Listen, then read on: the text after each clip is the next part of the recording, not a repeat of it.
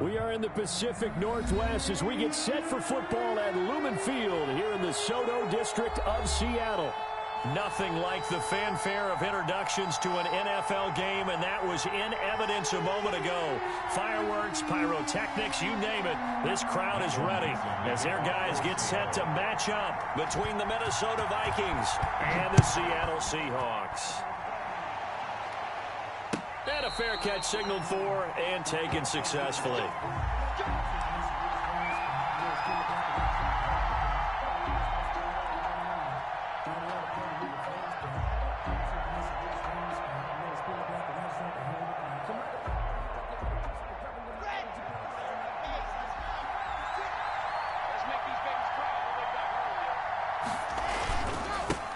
Now the first carry for Dalvin Cook. And not much to speak of. Call it a 1-yard gain up to the 26. Just a yard on the pickup there, and it'll bring up a 2nd and 9. At the 26-yard line.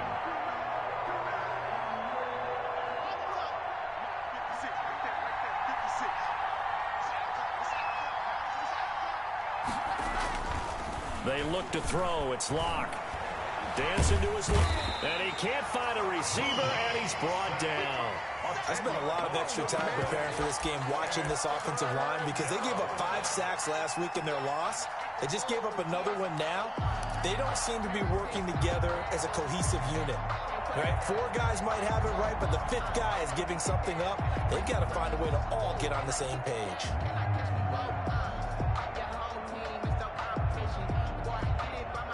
I don't think this is the script they had in mind for their opening drive. This is 3rd and long.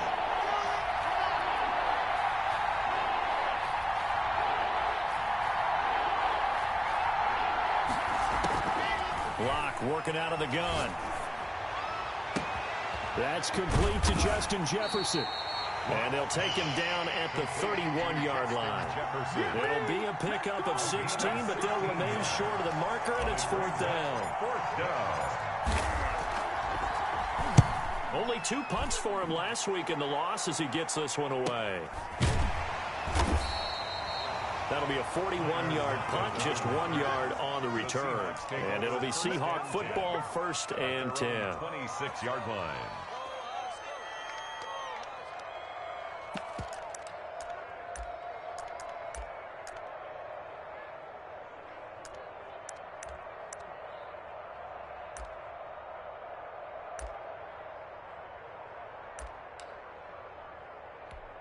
Wilson and the Seahawks take over now, 1st and 10 at their own 26. This is the Oklahoma State alum, Chris Carson, and he is going to be stopped cold behind the line of scrimmage. 2 yards the loss, 2nd and 12. Brings up 2nd and 12 at the 24-yard line.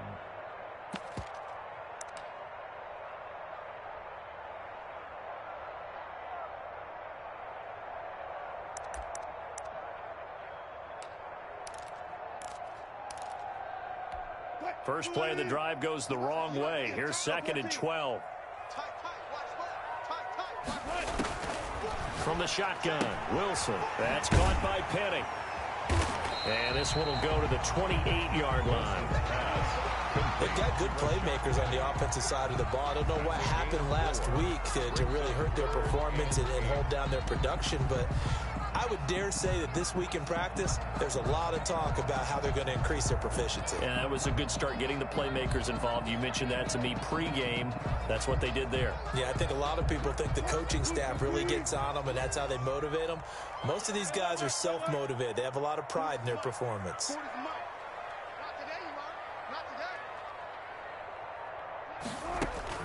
On 3rd down, Wilson. Open man is Jacob Hollister. And they get him down, but not before he takes it across the 40-yard line. That one good for 14 and a Seahawk first.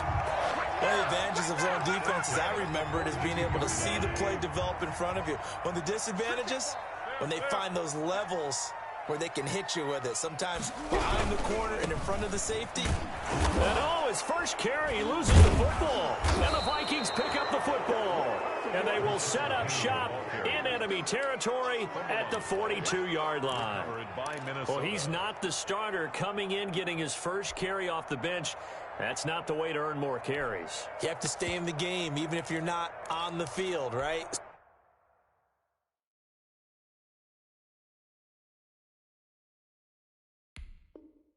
Stay mentally sharp, stay ready, and above all, when you get into the game, hold on to the football. Don't let the other team have it.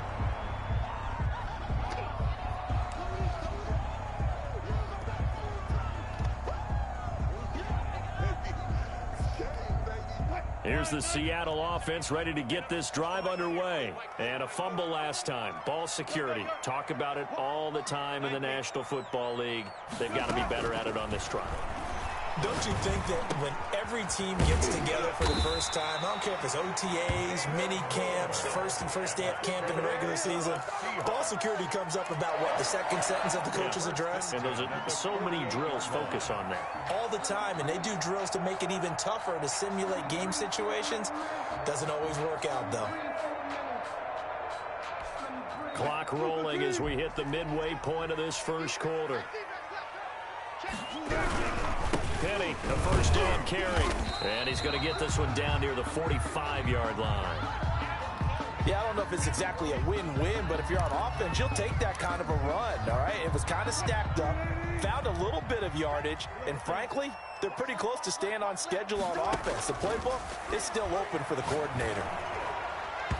And boy, that one drops incomplete, but if he was hit a fraction sooner, it may have been a fumble. When defenses get to the quarterback that quickly, a lot of times it's called a jailbreak. It wasn't quite that fast, but fast enough that he had no time to look downfield and set himself to throw the ball. And as he tried to do that, he was hit, and it forced an incompletion. On third down, Wilson. Open man is Metcalf. He's got it. And he is going to have a Seahawks first down as they're able to get the third down conversion. That's a third down conversion of 24 yards there. Nice play. At the 21-yard line.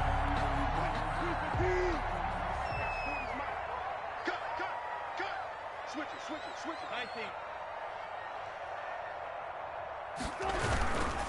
Wilson leaves this one with Penny. And he's taken down after a gain of 3 as they move it from the 22 to the 19-yard line. Brandon, all things considered, they have to feel pretty good about getting that type of a gain, considering the blitz that they just had against them.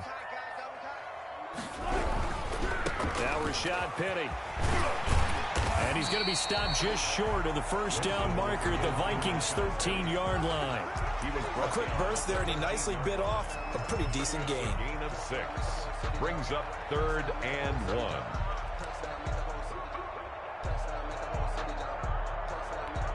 1. An extra defender in the secondary for the Vikings here on third down.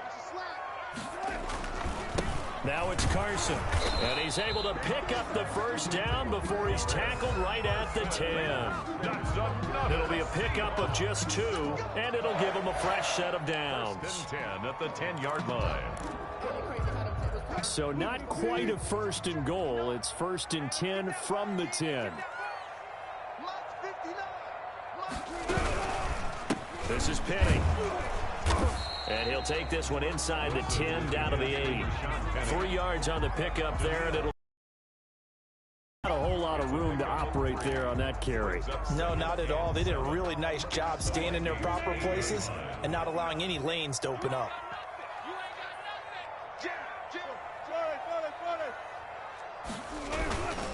On second down, here's Penny. They'll wind up losing 3, and now it's third down. The running lanes have definitely not been there for him here in the first half, and I don't think it's all been his fault. His offensive line hasn't given him much space. A loss results there. It's been a pretty long drive. This will be play number 9, and they need 10 yards out of it on third. 14. From the gun, it's Wilson, and he finds Lockett in the end zone. Touchdown, Seattle. Tyler Lockett, his first touchdown of the new season. And the Seahawks have taken a first quarter lead.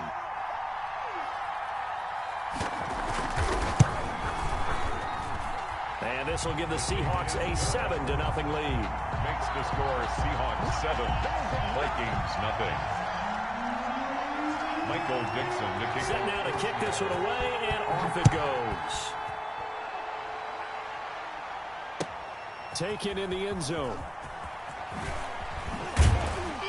And he'll be brought down shy of the 20, so the decision to bring it out of the end zone, not a good one. The Vikings take over 1st and 10 at their own 18-yard line.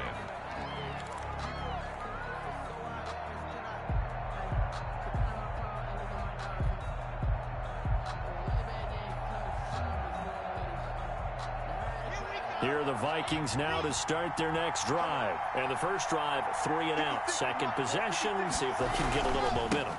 And oftentimes that first drive is just a feeling out process. You have some plays that you've got called and you want to see how defense reacts. It may not go terrific on the first one. Now they're ready to go. They've kind of got to look at them, got a sense. Let's see if they open things up a little bit. See if they open things up. Let's see what the defense does here, too, after a good stop.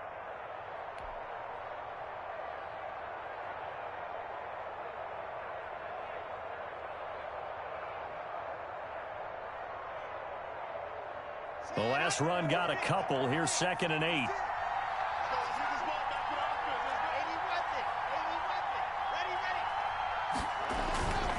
Cook. He'll be dropped at the 25 after a gain of 6. Another good run there for a guy who, remember, on Wednesday was named NFC Offensive Player of the Week for what he did a week ago. Yeah, and you know it takes some solid runs and some extra special ones in order to win that type of an award. I think he's locked in and wants to get it done a second time.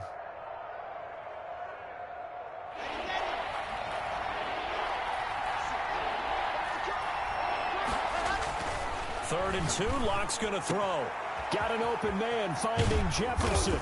And he'll have it past midfield almost to the 40 before being taken down. Well, they only needed a small gain on 3rd down. They end up getting over 30 yards. After one, 7-0 on EA Sports.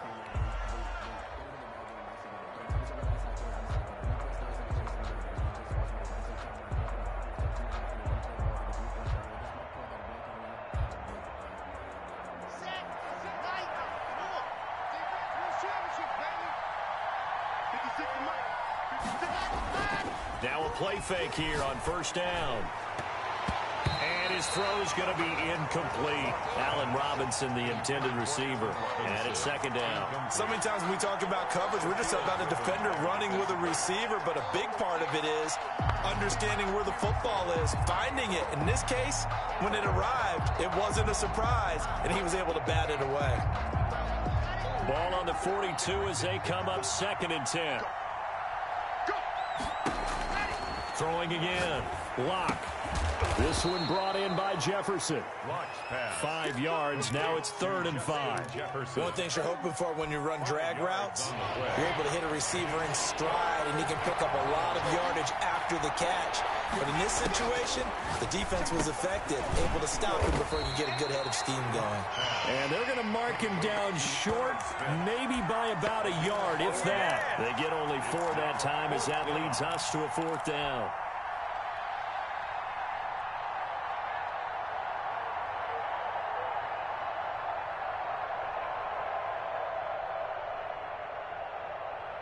So they'll say no to the 50-yard field goal try. Instead, the offense out there, they're going for it. They'll go for it. It's Locke. And my goodness, this is incomplete. The Vikings unable to convert here on 4th. And the Seahawks are going to take over the football. Coming to the line here to begin their next drive, the Seahawks offense. Things progressing to plan so far. Their defense has been solid, and they've got themselves a 7-0 lead after the touchdown the last time they had the ball. And this is no time to even think about, hey, are we going to milk the clock? Hey, are we just going to do ball control? This is the NFL. 7-0 leads, they don't last very long unless you continue to push the envelope on offense. On 2nd and 12, Wilson. They'll lock it with a grab over the middle. Wilson, the reception good for 7. It's 3rd down. I always laugh when people say, what's the toughest route to defend? I'm like, any of them, especially if it's a good receiver.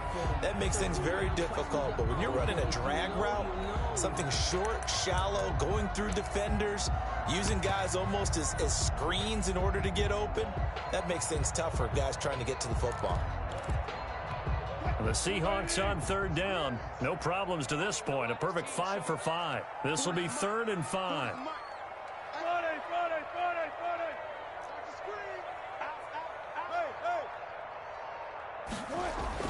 Here's Wilson. This one into the hands of Metcalf. And he is going to have a Seahawks first down as they're able to get the third down conversion. That's a third down conversion of 24 yards there. Nice play. From Viking territory now, they'll come up 1st and 10 at the 39-yard line. Penny. And he'll get 4 here down to the 35-yard line. With the give to Rashad Penny. I feel like I could see what he was thinking on that carry. Wanted to follow that big tackle through the hole. Ended up only getting 4 yards on the carry. I think he had designs on that one being bigger. Following the pickup of 4, here's 2nd and 6. Here I come again. Here I come again. 14. Check. Let's go double count right here. Double count. Out of the gun, here's Wilson. Out to the right, he gets it to Lockett. It's a gain of 6 on the play, and they'll be faced with a 3rd and inches. Brings up 3rd down.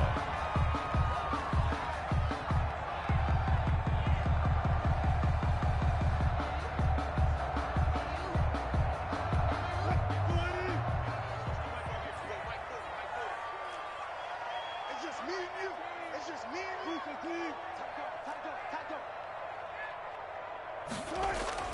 Throwing is Wilson, letting one go deep for the end zone. And it'll be intercepted. Read it well, and it's picked. And a big turnover there as his guys will get the football back. Unfortunately for him, if last week was any indication, we knew a pick was coming at some point. Last week it was interception after interception, and here we go again. We actually quit counting last week at a certain point because I thought I was going to run out of fingers, all right, because I'm not all that skilled as a mathematician. But you're right. It felt like a matter of time, and you've got to think the guys on defense, they couldn't wait for this opportunity after what they saw on tape. Brings up 2nd and 7 at the 23-yard line. The last run got 3. Now here's 2nd and 7. Shotgun snap to Lock. Now a clash of bodies here, and it's intercepted.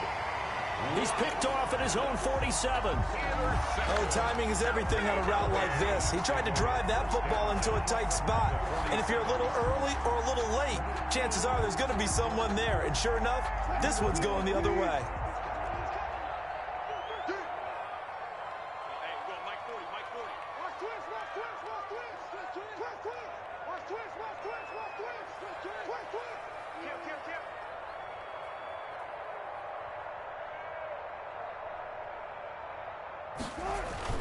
After the interception, here's Wilson. Going for Metcalf on the deep ball. And this will be incomplete. Physical play on the football there, and it's 2nd down. That was nice work there defensively to force incompletion. Now, even though this drive started in plus territory, they're still not in field goal range yet. So they can work towards another couple of stops and not allowing that turnover to hurt. After the incomplete pass, here now is 2nd and 10. They'll run with Penny. And he's going to be stopped just short of the first down marker at the Vikings 39. That'll leave them with a 3rd and 2 coming up. They got 8 yards there. The Seahawks on 3rd down. They've been excellent, 6 for 7. This time they face a 3rd and 2.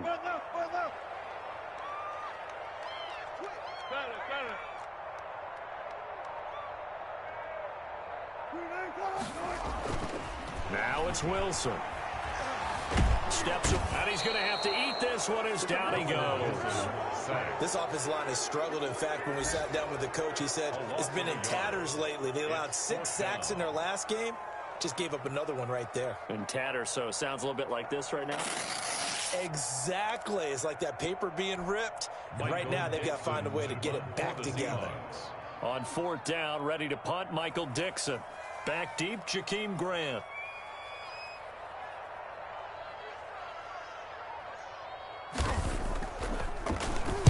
And just a single punt for him in the loss last week as he sends this one away. And that'll skip out of bounds inside the 20 at the 17-yard line. At their own 17-yard line.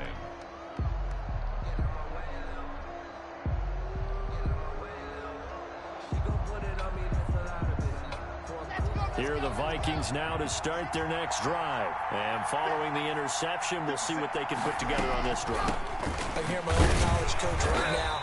He always used to tell us before every game, the team making the fewest mistakes will win. What they're hoping is that last mistake is their only one of the game. Coaches, that's all they talk about, turnovers, right? Minimizing those and maximizing opportunities. Officially nothing on that last run. They'll try again, 2nd and 10. From the gun, it's Locke. Oh, a scrap for the football, and he's going to come down with it. And he's got it past the 30 before he's hit and dropped. 15 yards on the play, 1st down. 2 minutes on the clock, 2nd quarter, 7-0 ball game.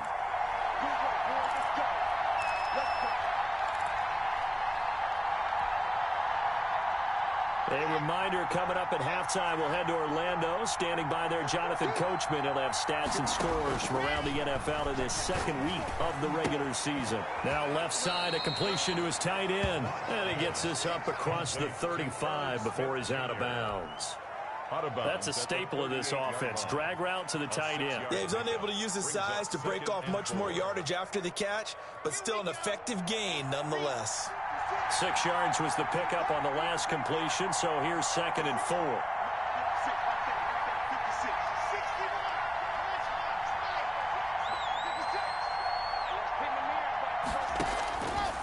Here's Locke.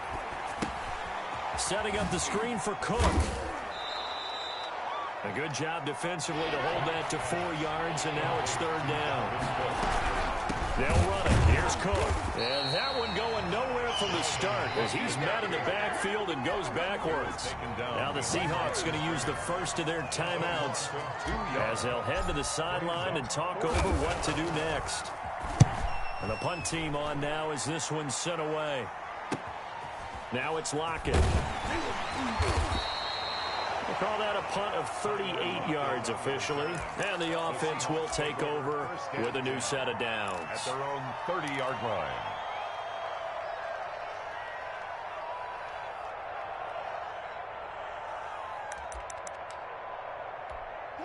Here's the Seattle offense ready to get this drive underway. And still plenty of time remaining here in the half, more than a minute. And we'll see if they just want to protect that lead or try to add on to it. Well, with as much time as is left on the clock, I would imagine it would be the latter. I think they're going to try and add on to it.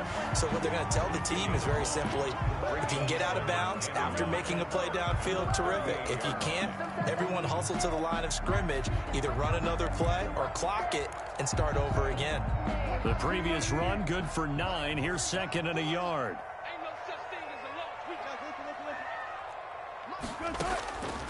From the gun, Wilson. He gets it to his running back, Rashad Penny. And he'll get up near the 45. They'll spot it at the 44. 6 yards the pickup, and that's a 1st down. 1st and 10 at the 44-yard line. Operating from the gun, Wilson. To the right side, and he's got more complete. And he is down deep into Minnesota territory. Now the Seahawks call the 2nd of their 3 timeouts as they stop it with 28 seconds to go in the 1st half of play. So the big play means just like that, they'll operate from the red zone now on 1st down. From the gun, Wilson. He'll find Metcalf. And he's tackled a yard short of the marker. Good gain of 9 on 1st down. A gain of 9. They'll run with Penny here out of the shotgun. And he'll be brought down this time at the 5-yard line. And we're going to get a timeout with 2 seconds remaining in the 2nd quarter. And now we'll get a late timeout as it comes in the waning moments of quarter number 2. So with 2 ticks left here in the half, on is the field goal unit. From the left hash, a chip shot here.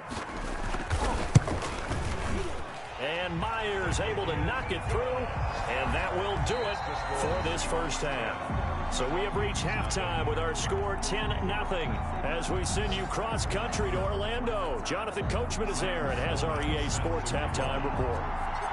The Seahawks with the advantage, and they get the football first as the second half is underway. Taken about 7 yards deep, and we will not see a return to start the half as this will be a touchback.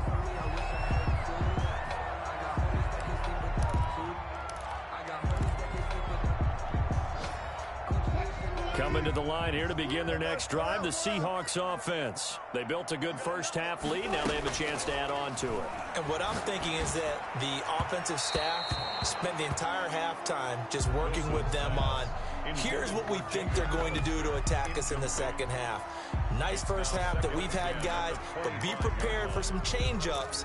We're going to see them when we kick it off in the second half. See how they handle any adjustments that might be made defensively. An incomplete pass leads to 2nd and 10 from the 25. Penny on the toss right. And he got blown up on that play. Back at the 20. That's going to go down as a loss of 5, and it brings up 3rd down. And plays like that are exactly what this defense needs here early in the second half to give it a little spark. I think their halftime adjustments, what they talked about, maybe it was just a little inspirational speech. Who knows? But looks like they're ready to go. Touch 50. 3rd and long. It's Wilson. And this is going to be incomplete. So good work there on the defensive side for the first drive of the second half. Yeah, and until their offense can get into rhythm, their defensive players and staff have got to say to themselves, we've got to make it work. We've got to stand in here and make sure nothing else happens until our guys start moving the ball. And here's Dixon to punt now as he gets this one away. They'll score that a 36-yard punt, and the Vikings will take over here 1st and 10. At their own 43-yard line. Here are the Vikings now to start their next drive. These guys had to punt last time. It has not been a very fruitful game offensively thus far. They haven't even made a trip to the red zone. And I know that everyone's going crazy on that sideline because that drives you berserk to come off the field, not really move the ball well. As you said, not even get to the red zone, let alone, not even put points on the board. They've got to just take a deep breath, relax, try and figure out what is working, and call more of that. Looking to throw again on 2nd down. Lock to Jefferson on the slant. And he'll be taken down, but not before he works it past the 50. It's a 1st down on a gain of 10. This has to go down as one of the simpler routes in the playbook, but oh so effective. Nice completion there. Keeps the sticks moving.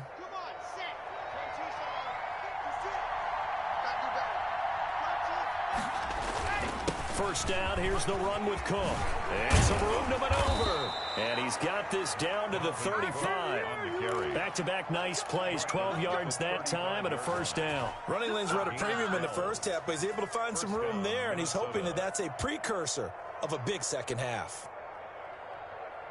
Still in search of their first touchdown of the game, but they're on the move. 1st and 10. Now a run with Cook. And he'll be taken down at the 34. Jamal Adams coming up from his safety spot to make the play. Well, they still have time to get him established, but in my estimation, they've got to pick up the urgency here. They've got to get quickly in and out of the huddle and run off a bunch more plays. Here's 2nd and 9, just a yard on that last run. Block working out of the gun. And that one goes incomplete. He's maybe lucky it wasn't a fumble as he got hit as he threw it. Another attempt, another incompletion. And when I look at the scoreboard and where we are in this game, it comes to mind that they have to start getting the ball in the hands of their playmakers. Throw it to the guys that maybe can take a short pass and turn it into a long gain or make people miss downfield. They've got to have points. And the guys who can put the ball in the end zone, they're the ones that need to touch the ball. Meanwhile, on third down, they take a shot at the end zone, but it's incomplete. Well, the passing windows are just not there. That's just another example of how great this defense has been all game long. And that's exactly what a top 10 defense can do. They can really change the game tempo and frustrate you as you try to execute offensively. These kickers now, it used to be that a 50-plus yarder was cause for celebration. Now, seemingly automatic. Yeah, isn't it funny? When we prepare for a game, when you look at the backgrounds of these kickers, it's interesting, isn't it, to find out they were all-state quarterbacks, receivers, defensive backs, all-state wrestlers, right? Baseball players. We're finding athletes all along, and now they're just specialists putting it through the purse. 5-yard line.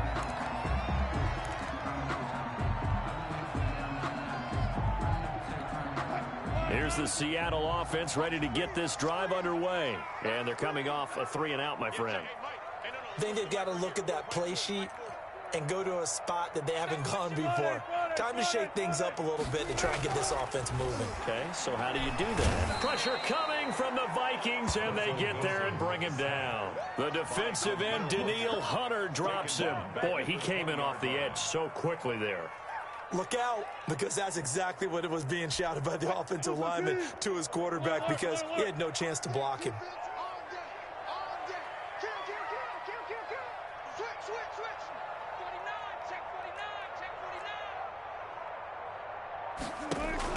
After the sack on first down, Wilson. Left side here, taken in by Metcalf.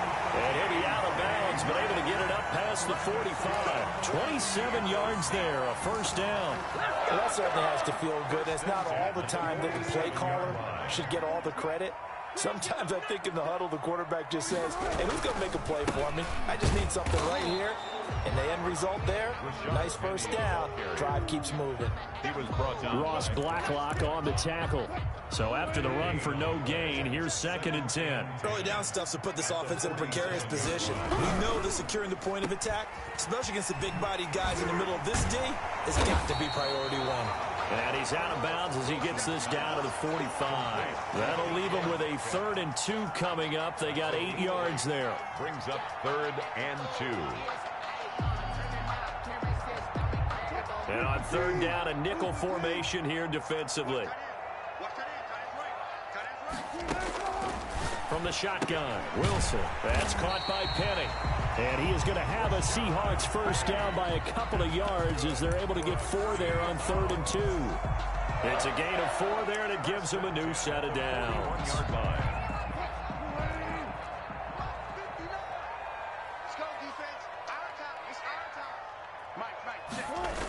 On the jet sweep, here comes more. And this winds up a pickup of 2, maybe 2.5 to about the 39. Defensively, they had that one pretty well figured out. Yeah, and one of the things about this play, it can be even more effective when you run a lot of motion, and there's plenty of times you don't hand it off. From the 39, Wilson going for Metcalf on the deep ball. And that is caught. What a grab at the 8. And all the way in, touchdown Seattle. DK Metcalf, 39 yards. And the Seahawks find a way to stretch their lead. Now Myers for the extra point.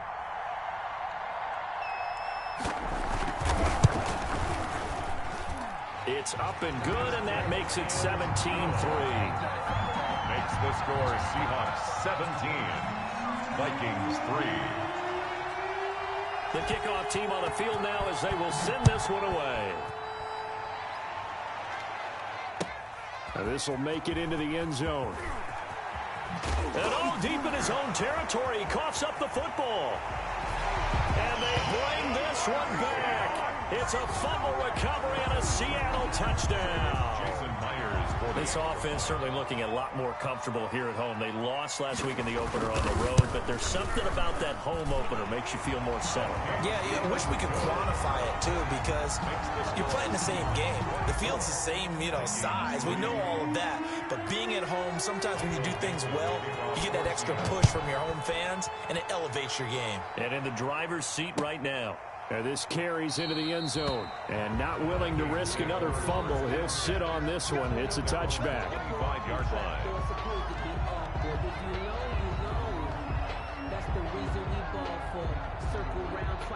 Here are the Vikings now to start their next drive. They're down 3 touchdowns to this point, needing to put something together as they have it 1st and 10. Cook getting the call there on 1st down as he works his way forward for a nice gain of 5. Ball on the 30. They'll come up with a 2nd and 5. They'd love to just strike back with a touchdown right here, and if it's a long play, so be it. But the main goal, get a couple of 1st downs, run some plays, run some clock, allow their defense to get a chance to catch their breath, settle down, and relax a little bit after they just gave up a score. And 5 yards to go. This offense in desperate need of a conversion as they come up on 3rd down. Operating from the gun. Block. And Robinson with a big catch. 20. 10. And he'll get into the end zone. Touchdown, Minnesota. Allen Robinson. 70 yards. And the Vikings are able to close the gap just a bit. Well, if they're going to make a game of this in the second half, they need a few big plays to go their way. That's one. And the way to get it done is to also conserve time. So to your point, that big play right there, now you're not moving the ball downfield, taking time off the clock. You're leaving yourself a better avenue to continue to try and make a comeback. Fields it in the middle of the end zone. And he'll decide to not bring this one out as their drive will begin at the 25-yard line. Wilson and the Seahawks take over now 1st and 10 at their own 25-yard line. Out of the gun, he'll throw. That's caught by Hollister. And he's going to get a solid gain of 9 before being brought down. 2nd and right at a yard. Brings up 2nd. Now that's staying ahead of the chains. Really good pickup on 1st down, hitting the tight end there. Now it brings up a 2nd and manageable. Just found a hole in that zone. Now this throw caught left side. And he'll be taken down, but not before he works it past the 50. And now we get into the psychology of the whole thing, because a lot of teams with a 2-score lead in the 3rd quarter, they almost become defensive with their offense, just playing not to lose. I think with this team, you got to figure at this point, this is a great spot for them to go into attack mode, really try and put the hammer down and finish this one off. Chris Carson. And this time they were waiting for him as he'll be knocked down before he can get back to the line of scrimmage.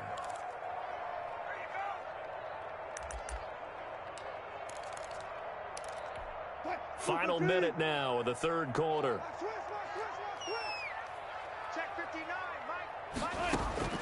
Now on 2nd and 13. Wilson, the Vikings after him, and they get there for the sack.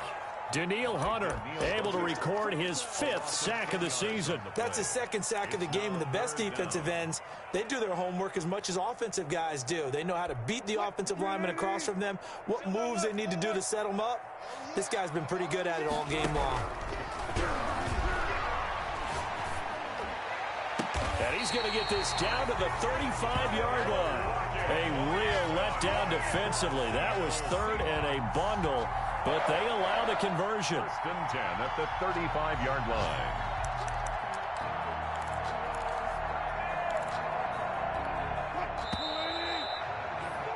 And as they come to the line, they will not be able to get off another play as time has run out on this 3rd quarter. Ball up to the 35 now as they come up on 1st and 10. We'll return with more after this. This is the NFL, and it's on EA Sports.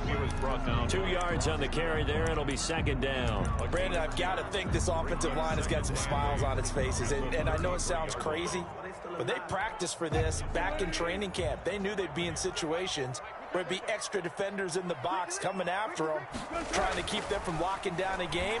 Right now, they want to show them. And this will be caught by Metcalf for a Seahawk touchdown. Making a hat trick for Russell Wilson. 3 touchdown passes now. And the Seahawks are able to stretch that lead out a bit further. The extra point now coming from Myers.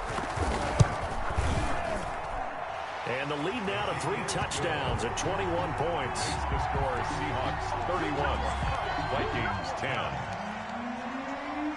Michael Dixon. The kickoff unit is out on the field, and they will send this one away. Fielded in the end zone. get this to the 19, so probably should have opted for the touchback. Over 1st and 10 at their own 19-yard line.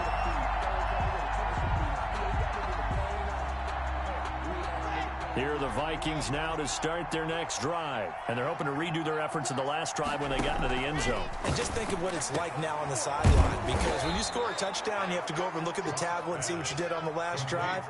When you scored points, it's a whole lot better view than when you're trying to figure out how to fix things there. Vikings. Oh, a battle for it here, and this will be caught. And he'll be stopped right at midfield. Another good completion on the drive as the Vikings have a first down. Now a toss left side into the hands of his tight end. Broke through some contact, but unable to reach the 40. 8 more yards this time, coming off back-to-back first down pickups. And he slings one that's incomplete. In any event, it happened pretty quickly. I'm not sure he made the right decision on that one. I think if he had it to do over again, he would have found a different target downfield. But he made his decision, and that one's incomplete. The Vikings on 3rd down. They've converted just 2 for 6 thus far. Here it's 3rd and 2. Now lock again. Middle of the field, it's Robinson. And he will have a Vikings first down as they're able to get the 3rd down conversion. That, I believe, will put him over 100 yards receiving for the game. Yes, it will. And he's got a first down to boot. He gets this one into the hands of Dalvin Cook. And they've got it inside the 10 at the 8. Another nice gain, 16 yards there, and a first down again. They'll run with Cook. And they'll get this from the 8 to the 5. Pickup of 3. And the ball smack dab on the 5-yard line. Here's 2nd and goal. Brings up 2nd and goal. He's got his man. It's taken in for a Viking touchdown. Pass. Justin Jefferson there to make the grab. And the Vikings are able to cut into that deficit. A lot of people might call this backyard football. Sometimes just understanding who you've got out wide and who you're going to throw it to. Give him an opportunity to go up and make a play, even when contested. Looks like that one worked out pretty well. The trust factor in effect. Takes this about 5 yards deep. And this will not be returned. It'll come out to the 25. At their own 25-yard line.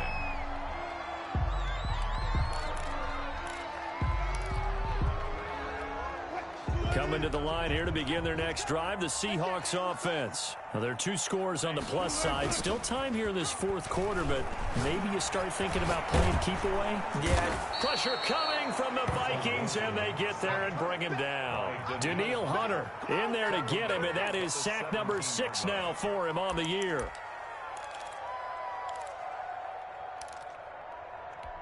Got to imagine the pass rush will be equally intense here on 2nd down following the sack. It's 2nd and 18. Now it's Penny. And he'll find some space up to about the 25. Penny, the ball carrier. Well, Parker, I know this type of running back. I mean, this size, this intensity usually gets better as the game goes on. And I just tell you from experience, the first few quarters, oh, you're eager. You come running up there. I'm going to tackle this guy. By the 4th quarter, you're coming up and thinking about it. And D-line wearing down 4th quarter. Yeah, that's not a guy they want to see consistently. And that's one of those plays where it's hard to keep 2 eyes on the football when you know the contact's coming, let alone getting 2 hands around it, hugging it to your body, and absorbing the hit. Even for those big tight ends who you would think could absorb that contact.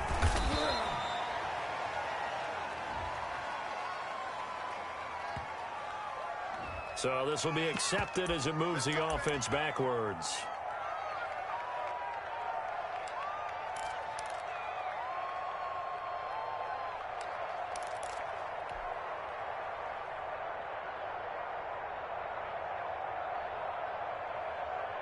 So the special teams penalty cost some yardage there as they come out on 1st and 10. From the gun, Locke. Oh, going for Jefferson downfield. And that's going to wind up incomplete. However, we do have a flag down.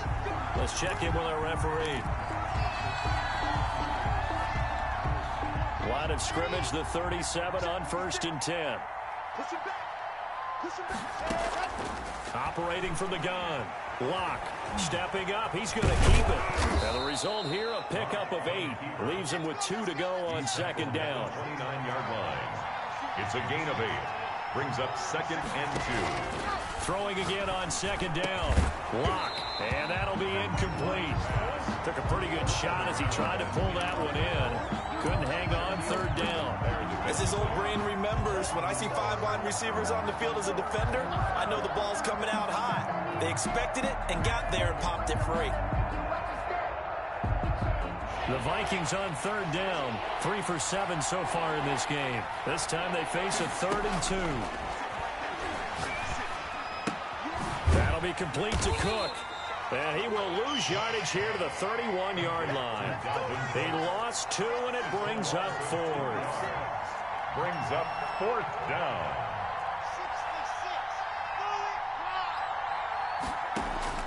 They'll go for it. It's Locke.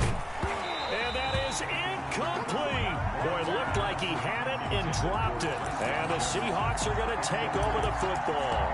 So they really needed points here in a 2-score game. Could not come away with anything there on 4th. And while we know they're a little bit discouraged here, they can't check out of this game. You and I have called a good number of games over the course of our career where we've seen these types of situations. Teams get the ball back, and that miracle does occur. So they can't let that dream go just yet. They have to get stout on defense here. Yeah, right now really hoping for a turnover.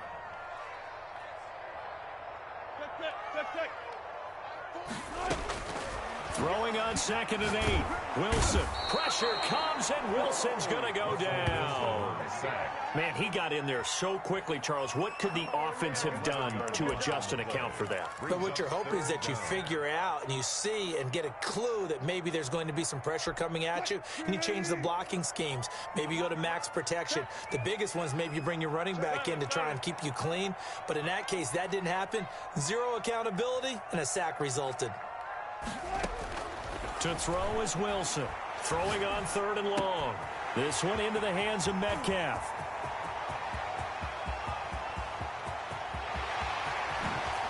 And he is in for the Seattle touchdown.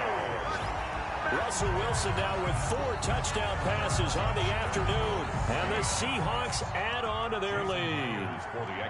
Things are rocking easy here in the 4th quarter. They've got to feel pretty good about this one. Actually, they've got to feel excellent.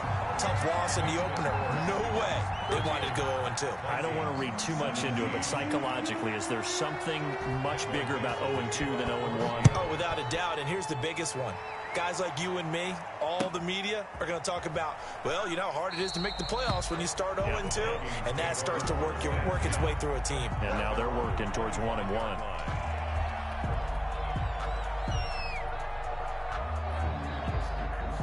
Here are the Vikings now to start their next drive. And last time this unit was out here, costly turnover, and then that turned into 6 points. They've got to make amends. And how many times have we sat in meetings with coaches and they use the term complementary football? Offense take care of the defense, defense take care of the offense. That didn't happen on the last possession. This is a chance for them to pick themselves back up and help their team. Yeah, we'll see if they can recoup and recover. An incomplete pass leads to 2nd and 10 from the 25.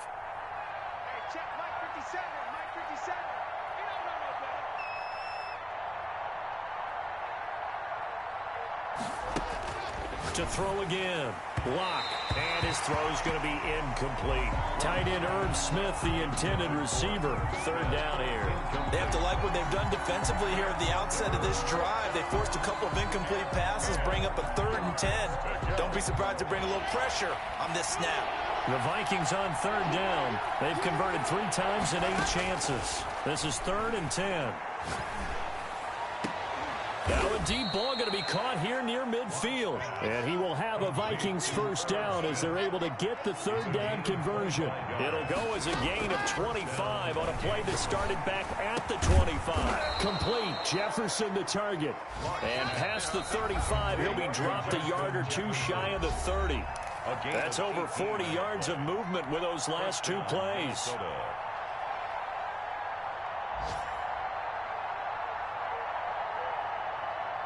So the Vikings in possession of the football as we get you reset. They've got a 1st and 10 as they search for a late score. Lock now on 1st down. And that'll be knocked away. It's incomplete. They've given up a few 1st downs on this drive, but getting the incompletion there, that should give them something to build on and maybe turn the tide.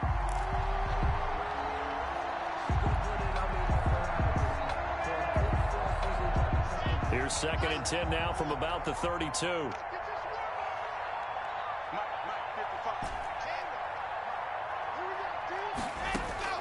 Throwing again. Lock. That's going to be caught. And he will score. Touchdown, Vikings. Touchdown, Herb Smith Jr., 32 yards. And the Vikings are able to close the gap just a bit. Is good. Point after, right down the middle. And the lead will be cut down to 14. 24. Sam Sloman set to kick off. After the touchdown, Sloman to do the kickoff honors. This is taken just shy of the 10. And he takes this near the 25. Just a little pass there. Call it the 26. At their own 26-yard line. Here's the Seattle offense ready to get this drive underway. And a few kneel downs should just about do it. Now, defensively, they do have all 3 timeouts, but very little reason to use them at this point. And he's going to be taken down with a marker on the field. So let's see about the call. He was trying to clear the way, the big fullback. Instead, he gets a hold. And you don't see that very often on running plays from those guys because usually they're the lead blocker. Normally, when he gets caught, it's in a passing situation.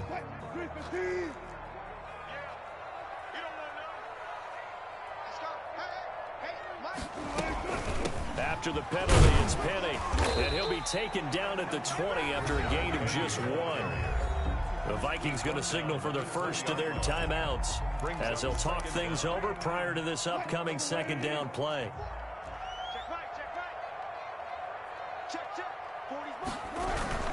Now they'll run it again with Penny. Stopped at the 24-yard line after a gain of 5. Now the Vikings will use the 2nd of their timeouts as they'll talk it over here before what will be an important 3rd down. 3rd and 12.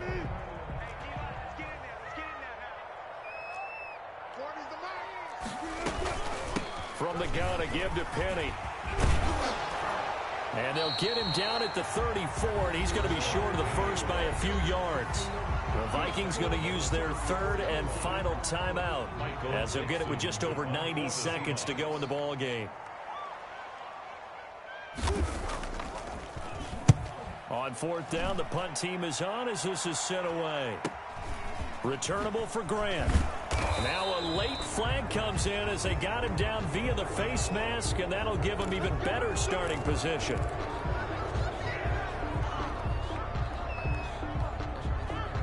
So a big penalty there on the face mask leads to 1st and 10. Shotgun snap to Lock. And he'll go down, but not before getting this inside the 30. A good pickup there, 26 yards. A gain of 26 yards. And the Vikings 1st down. From the gun, Lock. That is caught right at the 10-yard line. And he'll head out of bounds inside the 10. Mark him down at the 9. 18 yards there, and it'll be a 1st and goal.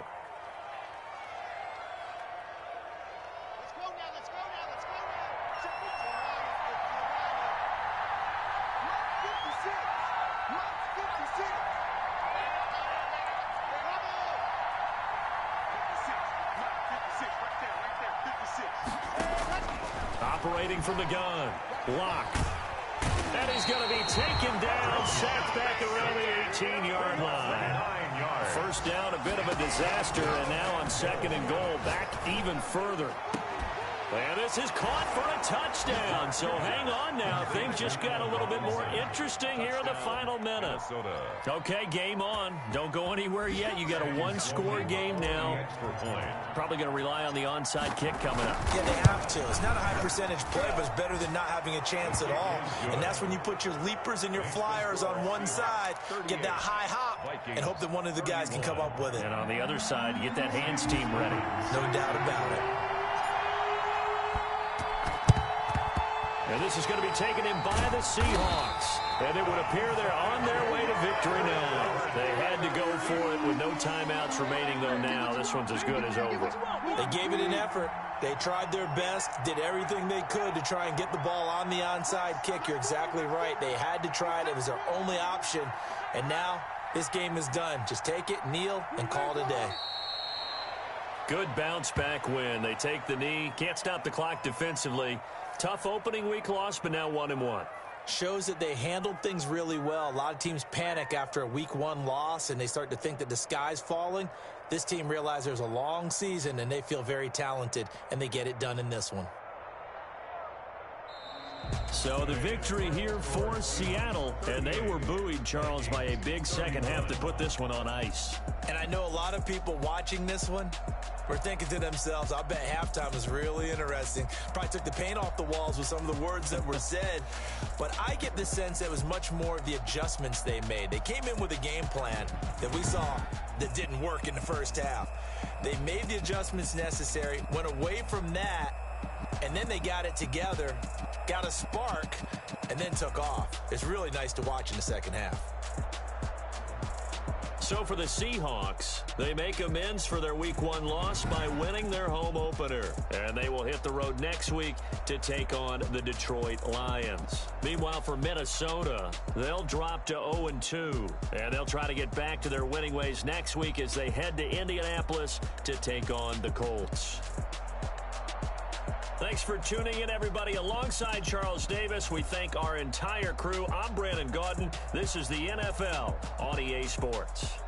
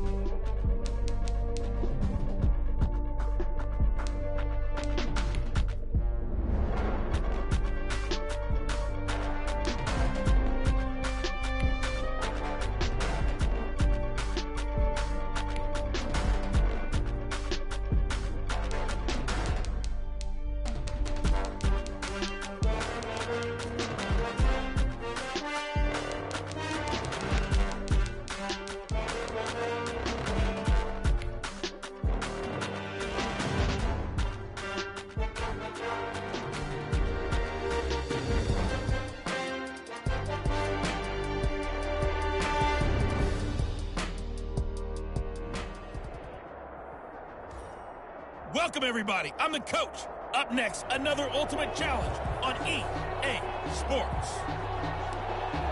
Let's send it down to Brandon Godden and Charles Davis for the call. Thank you, Coach. This challenge begins in the second quarter with 3 minutes to go. We're all tied on the scoreboard at 7 apiece.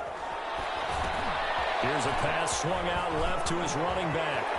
They're able to work this to the 25 before it's all said and done. A really nice gain of 25 yards. And that was a beautifully executed screen pass. They let the rushers get upfield and get the escorts in front, meaning the offensive linemen, other blockers out in front, completed the pass beautifully. So now you've got all that open space, the big guys leading the way. And he gets it inside the 10 to the 9. This gain not quite as good as the last, but still over 40 yards between the two. We've hit the 2-minute mark of the first half, all knotted up at 7. A reminder, coming up at halftime, Jonathan Coachman will join us from Orlando with our halftime report. But business to take care of before we get there. A 2-minute drill before the coach's 2-minute drill. His pass caught at the 4. And he'll be brought down here at the 3-yard line. That's good for a gain of 6, second and goal. At the 3-yard line.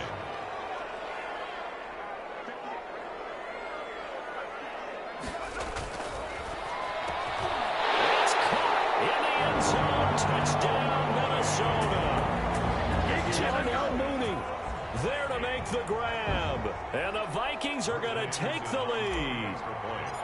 And it was a tight window. He knew he had to rocket that thing in there. He got it done. And when you're able to complete one like that, your confidence has just go sky high. You just mentioned it. Tight window. Sings it in there despite excellent coverage. Result, touchdown. Now after the touchdown, here's Rosas on to kick it away.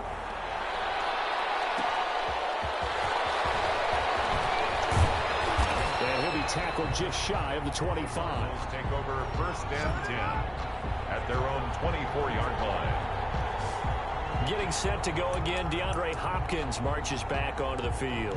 He's been good so far to this point in the second quarter. Need to get him even more involved, maybe? I would agree with that. Definitely. Yeah, it's not even a question for me. The way he's playing. The Vikings after him, and they get there for the sack. The Vikings going to signal for the first of their timeouts as they'll talk things over prior to this upcoming second down play. Another try after the first down sack. Murray, pressure gets to him, and down he goes. Back at the 4-yard line. Now the Vikings will use the second of their timeouts as they'll talk it over here before what will be an important third down. After the sack, they'll come up now 3rd and long. Yeah, I wouldn't be surprised to see them run the ball here just to try and get some space. And indeed, that's what they'll do as they run it here. And he'll be taken down for a loss back at the 3. Tough sledding. They lose a yard there on 3rd. Well, I think it's back to the drawing board, or should I say in today's game, the Surface tablet after this drive.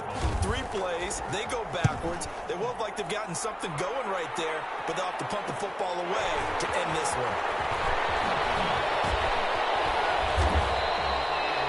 There nearly sprung him. As it is, it'll go as a 19-yard return. And the Vikings, they'll be set up well as they take over in great field position. 1st and 10. So from the 36 now, 1st and 10.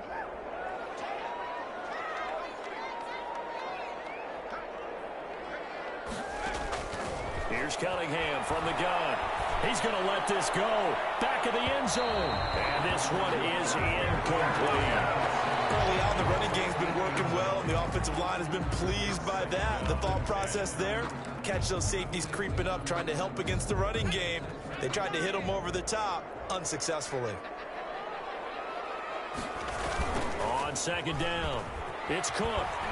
Fighting his way down to about the 35-yard line. The Vikings going to use their 3rd and final timeout as the clock will stop with 20 seconds to go in the first half. 3rd down and 9. Got to get to the 26 for a first. This is 3rd down. Out of the gun here. It's Cunningham. He lets this one fly toward the back of the end zone. Now they're staring at a fourth down as Arizona's defense does its job. In the end zone. Robert Alford there defensively.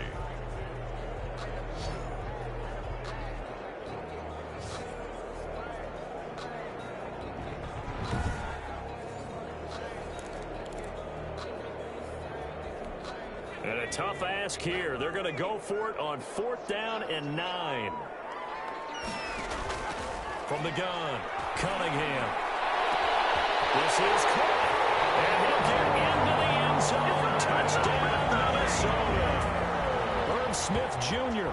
in the final seconds of the first half. Congratulations on yet another victory. Now you can go right to the next challenge if there's another one available, or return the challenges to receive your reward.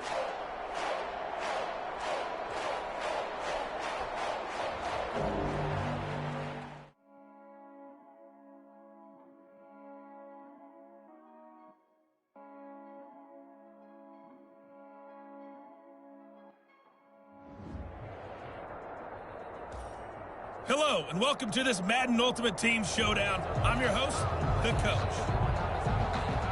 To finish this out, here's Brandon Godden and Charles Davis. This challenge begins in the second quarter with 3 minutes to go. You lead by a touchdown. Your opponent has the ball at midfield. 1st and 10. Under pressure here, and down he goes. Sacked back at about the 43-yard line. Josh Allen just would not be denied. That's a loss of 7. And they weren't in zone coverage. They were in man, and each man did his job. And that looked like vintage, old-school coverage, didn't it? Man coverage reminded me of an old one. The pressure gets to him again. Josh Allen able to get in there for his 2nd sack of the afternoon. So when you have good field position to start a drive and you give up back-to-back sacks, that can be demoralizing for a team. 3rd and long, it's Taylor. And he is going to be taken down. They got him. As that is going to take us to the 2-minute warning. Time long in. We remind you that coming up in 2 minutes' time, we'll hand you off to Orlando, where Jonathan Coachman will have highlights and analysis of this first half of action. And he takes us beyond the 35 before going out of bounds. Just a net of 34 there, following a punt of 44 yards. And possession will switch hands. 1st and 10. Good starting field position for the Vikings as they have it 1st and 10 at their own 37. Operating from the gun, Cunningham. He's going to rifle one deep left side. Incomplete. Crisis averted. Almost picked. Instead, 2nd down. From the snap, he certainly looked like he knew where he wanted to go with the ball, but surprise, that guy was covered. So that took his attention elsewhere to no avail. Line of scrimmage, again the 37 as they line up 2nd and 10. To throw again, Cunningham. And this one taken in on the right sideline, but not in the field of play. They say it's incomplete. The throw led him a little too far. It brings up 3rd down. So back-to-back incompletions, and that has him staring at a 3rd and 10.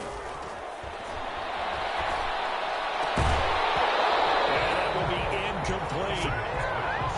Incomplete from the contact. That's an excellent job right there on 3rd down. Like any defense, you never want to let them get anything started, and that would have been a 1st down. Instead, you saw the contact on time, no penalty, and before this drive could get wings, it's 4th down. This is going to be incomplete. Partner, I'm not really sure what in the world they were thinking on 4th and long there at this stage in the game, but you think social media may be firing up a little bit right now? Oh, the coach is trending right now. All right, there's no doubt about it. People are wondering what that decision was. Pressure coming from the Vikings, and they get there and bring him down. John Randall dropping the hammer. And that is incomplete. He was looking for Mike Williams that time, but now it's 3rd down. To this point, I've been impressed with the work defensively. They have not allowed a lot of receivers to run free. And there's another example, another incompletion.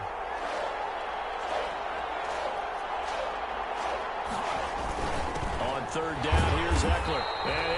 much yardage on the play back at the 45-yard line. The Vikings going to signal for the first of their timeouts as they'll stop it with exactly a minute to go before halftime. He's been a busy man here in this first half as he gets it away. And this will be up to the ruling of the side judge here. He says it crossed out of bounds at the 16-yard line. Now the Minnesota offense set to take over again. And last time they were very fortunate, this offense. They went for it on fourth, turned it over in their own territory, but the other guys held up. And that's caught inside the 35. Now the Vikings will use the second of their timeouts as they get the stoppage with just under 50 seconds remaining in half number one. So barely time to catch our breath. Here's 1st and 10 just outside the red zone. From the gun, Cunningham. And that will be caught, but out of the end zone, says the field judge. It's ruled incomplete. An incomplete pass on 1st down. That leads to a 2nd and 10. Throwing again, Cunningham. He's going to take a shot for the end zone. He's got his man. It's taken in for a Viking touchdown. 23 yards for the touchdown. And the Vikings are going to widen that advantage. And that's certainly an important score right there because they gave themselves a 2-score cushion heading towards halftime. Now you got to force the other team out of their comfort zone, and it changes the way you approach the second half as well. How you want to do things on offense, and your defense feels much better too, having that lead. Now after the touchdown, here's Rosas on to kick it away. Desmond King now to return it. And he'll get it up across the 20 to the 21-yard line. The Chargers take over 1st and 10 at their own 21-yard line. L.A. readies for its next possession. And you're under a minute to go in the half, a first half that hasn't been particularly kind to you. How do you think they'll play this? Well, I think the smarter coaches are... Now the pressure comes and he goes down. Just inside the 10, back at the 9. The Vikings going to use their 3rd and final timeout as they get it right at the 32nd mark of this first half. They come up on 2nd and long, and the pass protection just has not been there this afternoon. And this turns into disaster. He's not going to get forward progress. That'll be a safety. All right, you did it. You got the win. Congratulations. Keep that momentum going and tackle that next challenge.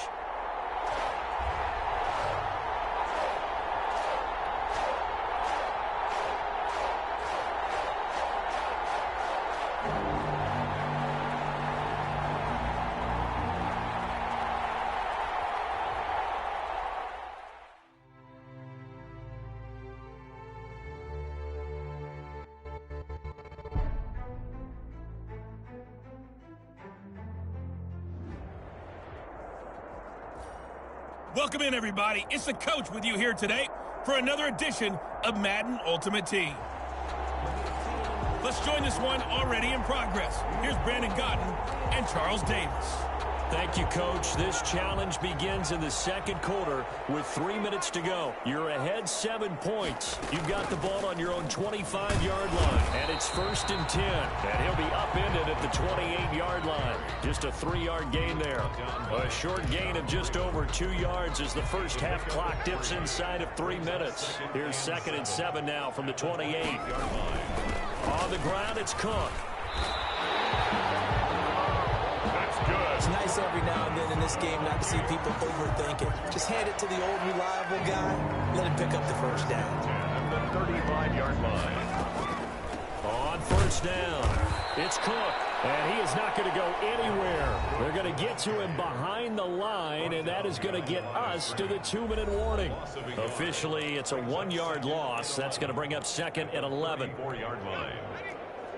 A reminder that when halftime rolls around, Jonathan Coachman will have all the highlights and analysis of this first half of play from our studios in Orlando. He gets them a little over half of what they needed. Now they're looking at a 3rd and 5. But you've got to give kudos to your offensive line and the guy carrying the ball because they were in a 2nd and long situation. It seemed pretty dire, but they brought it back to 3rd and manageable with that run. 3rd down, Dalvin Cook. And this will be a Vikings first down as he's got this up to the 45-yard line. All runs on this drive so far. It's 1st and 10. Someone's been having a good game so far, and you know consistent. A lot has been power running. They decided to turn him loose again on third down, didn't they? They did indeed. He delivered the tough yards. Another tote for the workhorse this afternoon. It's Cook. Now, this is an example of breaking down a defense because on a lot of these runs, he's getting past the point of attack. And guess what he's doing? Forcing the secondary guys to have to make a lot of tackles. Another nice gain. 16 yards there and a first down again. 5 yards on the carry. Good pickup on first down. And that'll just about do it for us in this one. You've notched another win, and the next challenge awaits.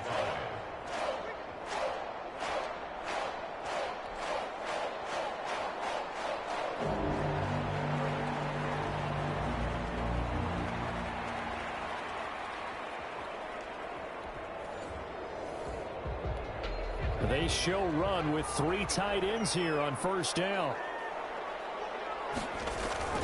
They run again on first down. Cook. And not much to speak of. Call it a 1-yard gain up to the 26. Credit him with a 1-yard gain there to make it 2nd and 9. At the 26-yard line. Now Cook. Going to get about 7 yards on that one, up to around the 33. That was a good run, probably right on the edge of breaking into something really big. So the defensive guys right now are talking about, okay, what can we do to slow him down before he truly gets started? And he will be very close to a first down, but I see the closed fist of the referee, and that means 4th down. The offense here not budging. They're going to fight for it on 4th and inches.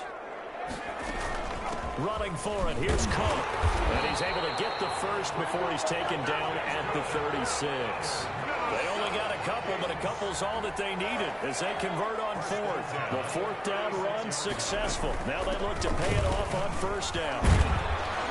Running on first down is Cook, but he didn't find much there. Call it a gain of 3, 2nd down. Well, that's just a pile of bodies there, and that's when you kind of find out who's a tough guy, right? Who can stand up and make a play. It was only a 3-yard run, but for both sides, they had to walk away from that feeling like, okay, I can stand up when the going gets tough in here. And he was able to shed 1 tackle, but could not get away from there. And they're going to speed things up here on 3rd down. Cook.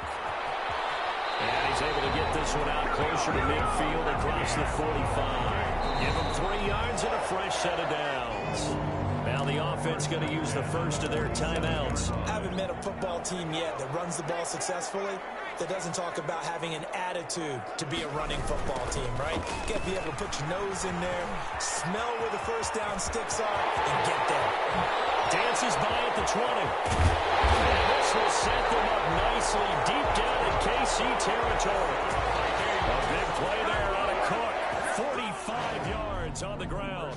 And just like that, another ultimate challenge has been defeated. Savor the victory, if only for a moment, because you know there's always another challenge right around the corner.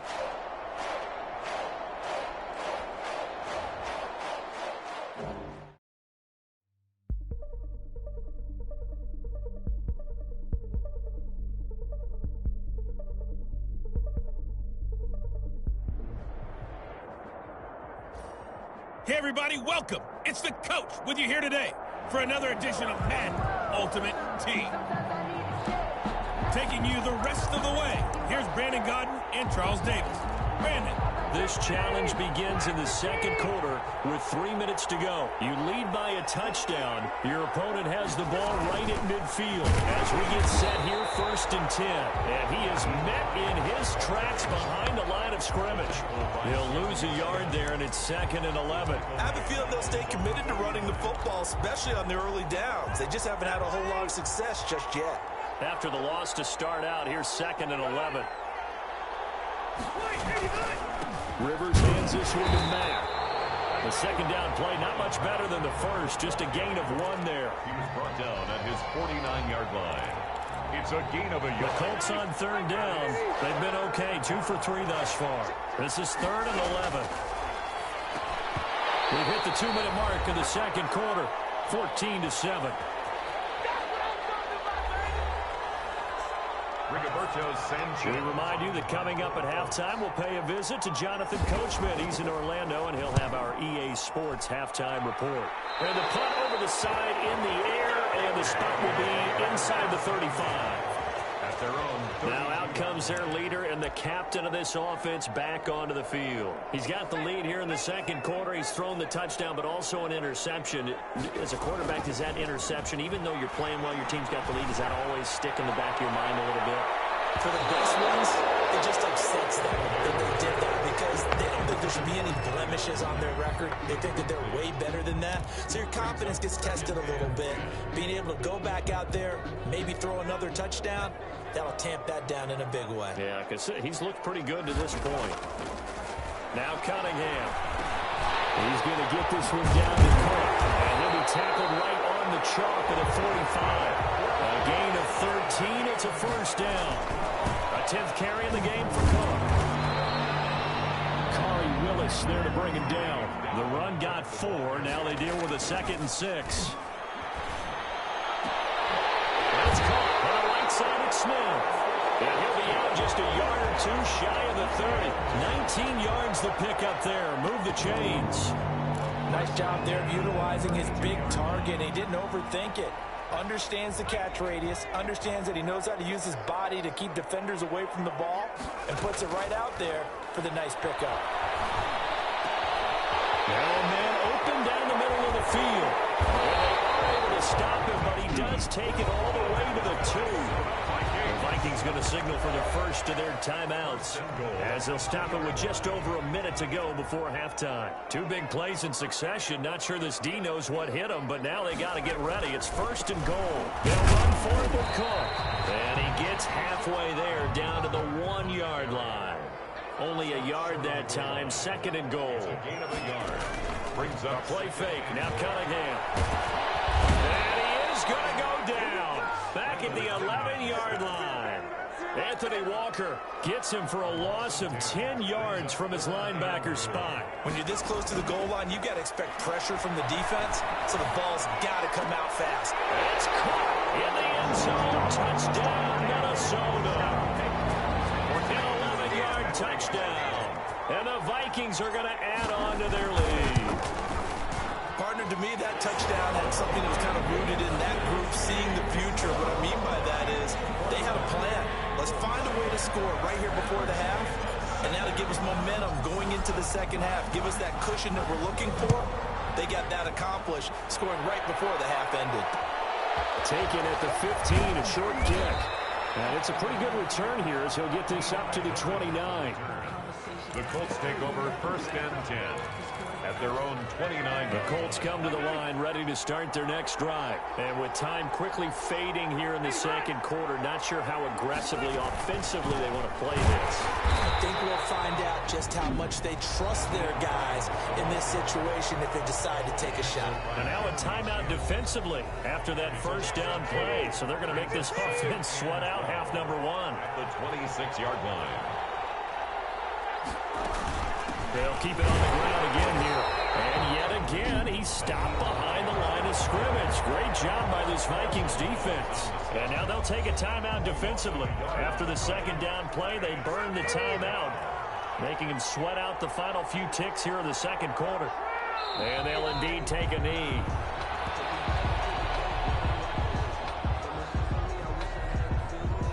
Now here's Rigoberto Sanchez.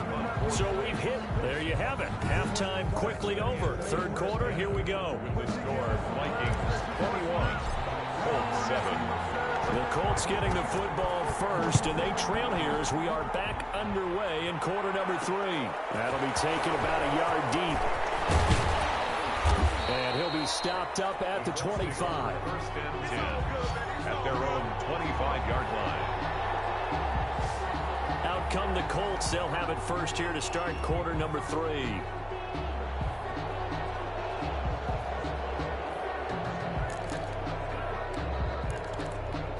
Rivers and the Colts going to come up 1st and 10 at their 25-yard line. They begin the drive with Hines. And he's upended after a gain of 2 out to the 27. Well, it's time for them to be good teammates right here. And what I mean by that is possess the ball for a little while. Get at least 2 first downs. Give their defense a chance to settle down a little bit after they give up a touchdown. Now this is Hilton on the receiving end. And he's able to take this one up to the 35-yard line. Ball up to the 35 now as they come up on 1st and 10. And there's a nice throw there, partner, to start this second half. We knew they'd have to come out with a little bit of urgency and aggression here in the 3rd quarter, and it paid off on that throw right there. Officially, it's a 1-yard loss. That's going to bring up 2nd and 11. I see a shake of the head as he gets up, and you've got to imagine he's thinking, guys, you got to help me out. He's hoping his team can read his thoughts because he definitely needs some assistance. On 2nd and 11 now. Rivers on the right side. It's Hilton with a catch. Nicely done. Another one up, another one down. Keep grinding and keep racking up those wins. 7 yards. And it's 3rd down.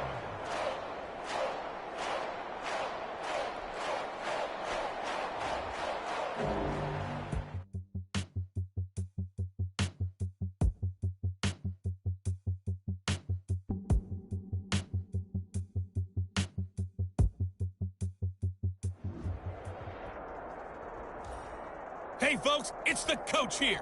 Welcome back for another exciting matchup in Madden Ultimate Team. Let's get back to Brandon and Charles for the call.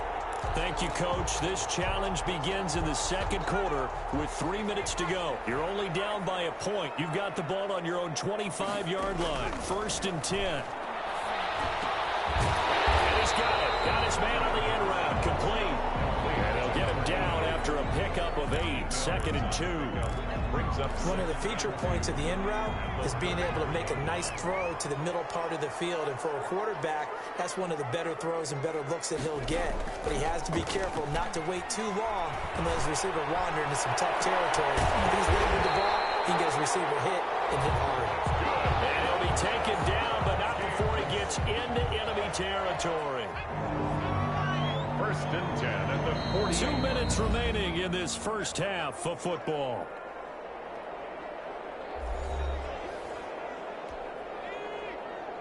A reminder coming up here at halftime. We'll ship you off to Orlando. Jonathan Coachman will have first half highlights and analysis from a back-and-forth first half. That's caught inside the 20. And they'll wind up getting this one all the way down inside the 20. It'll go as an impressive 31-yard gain. 17-yard line. From the red zone now, they'll look to throw. Looking end zone, but it's incomplete. Darnell Mooney, the target there. And that'll bring up 2nd down. It's now 2nd and 10. To throw again. Cunningham. He's got his man. It's taken in for a Viking touchdown. From 17 yards out as they have taken the lead. And Charles, the defender, was there. He just didn't get it. Sometimes these plays turn into basketball in a sense. With 2 guys going up for the football, which guy's going to box the other away from it and grab it? Yeah, I know you hear it a lot, but it's just the will to get it, right? Oh, without a doubt. The will as well as some really nice touch on the ball that was thrown. And some talent, too. Point after try forthcoming.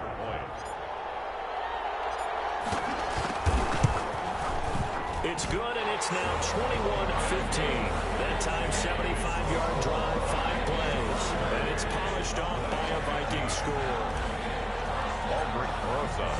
Now after the touchdown, here's Rosas on to kick it away.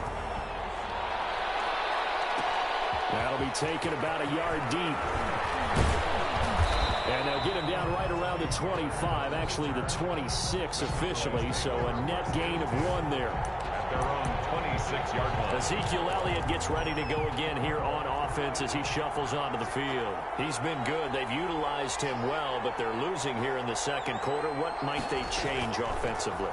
I think that what you try and do is expand how you get the ball to him a little bit. Get him out in open space, maybe swing the ball to him. What's that they used to call it, the West Coast offense, the long handoff? Yeah. Serve as your running play. The Vikings after it, and they get there for the sack. Ross Blacklock. It'll go as a loss of about 8 as he gets in there to drop him. This to Jarwin. They get 11 back on that one. It leads to third down.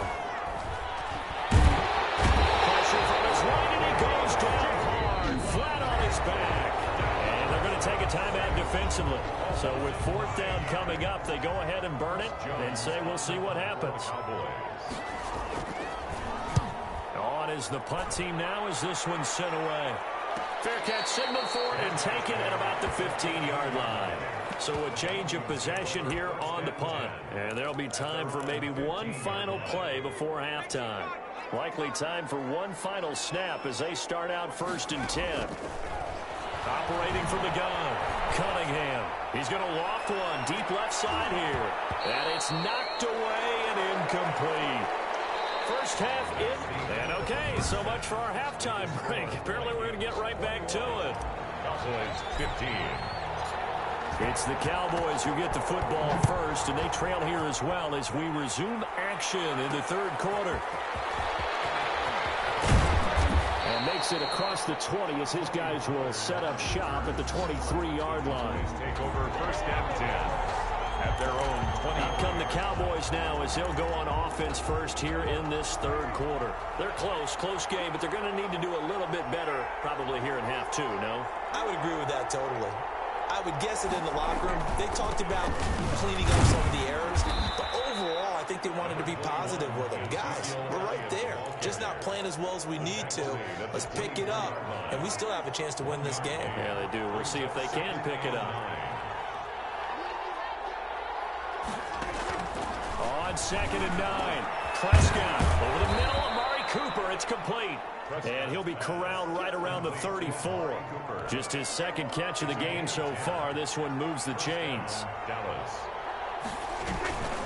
A first down carry by Elliott. And he'll lose yardage. Brought down at the 32. 2 yards the loss, 2nd and 12. A loss of 2 brings up 2nd and 12 at the 32-yard line.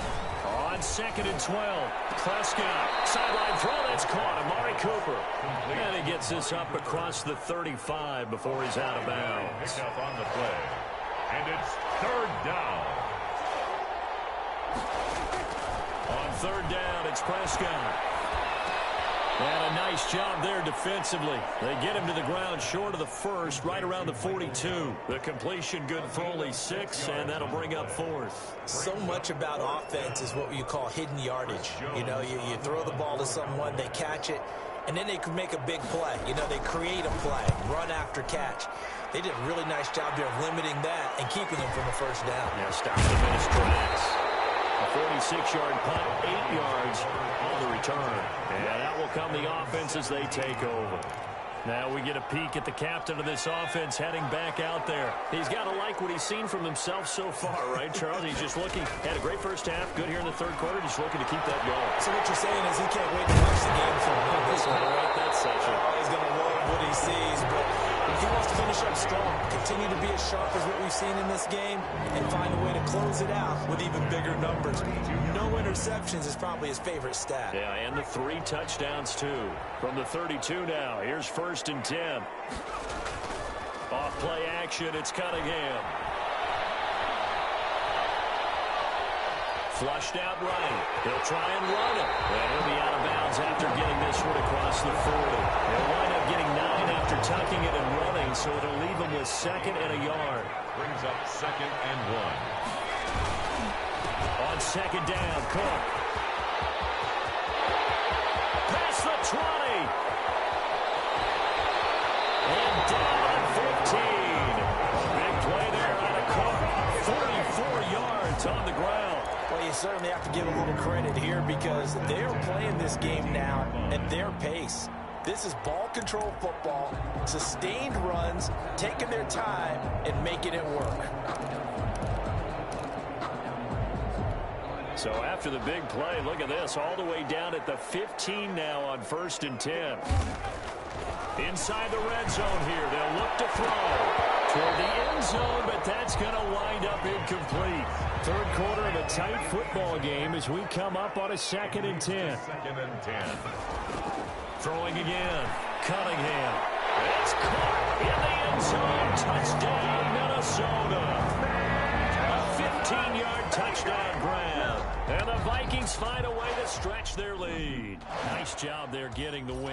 Next up, another challenge, of course.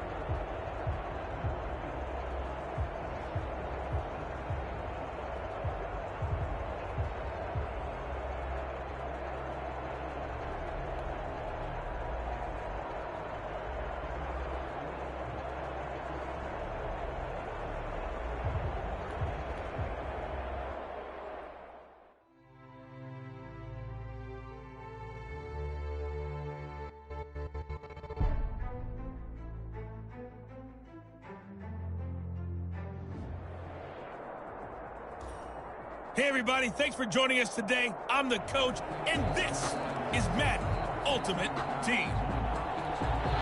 Now let's hand it off to Brandon and Charles as we jump straight into the action. Rosas now to kick this one away. Jakeem Grant now to return. Oh, good return up past the 30. And a good effort on the return there. Gets him across the 30, up to the 33. At their own 33-yard line. The Dolphins ready to take over on offense. They are looking to make a bit of a 180. They are sputtering right now. And frankly, I think it's time to call your playmakers together and say, all right, guys, we're going to lean on you through this patch. We need you to get us back on track and get us going in the right direction. So you're calling plays geared to them. Not necessarily what you look at your plays, oh, this hurts the defense. I want the ball in the hands of X, Y, and Z. Pressure coming from the Vikings, and they get there and bring him down. Uchenna and Wosu got the sack there. 3rd and long, Fitzpatrick following the sack. What can he and the gang come up with? 3rd and 14. Working out of the gun, Fitzpatrick. And that is incomplete. Had to pass there. 3rd and long on your own side of the field. Just couldn't come up with anything. That's why teams always talk about having to win the early downs, meaning you've got to gain yardage and set yourself up for 3rd and short, because when it's 3rd and long, the odds go down significantly trying to pick up the first down, even throwing the football. A good kick that time, but also a pretty good 15-yard return. 33-yard line. And now out comes Minnesota. So they'll come up 1st and 10 now from the 33. From the gun, Cunningham. He's going to loft one deep left side here. And a heavy traffic, and it's intercepted. Picked up by Bobby McCain. And he'll return this one just shy of midfield to the 49. They'll take over 1st. Oh, man, Brandon, not a real good throw that time. It air under this one, and it turned into a floater. And defensively, this is a dream. He could have fair caught that one. That was way too easy. And he's got it across the midfield stripe and into Viking territory. 2 yards on the pickup there. It'll be 2nd and 8. 2 yards on the pickup. It's 2nd and 8. From the gun, Fitzpatrick. Pressure, and he's going to be taken down. They sack him back right around the 44. John Randall breaking through to get him to the ground. It's a loss of 7. 3rd down.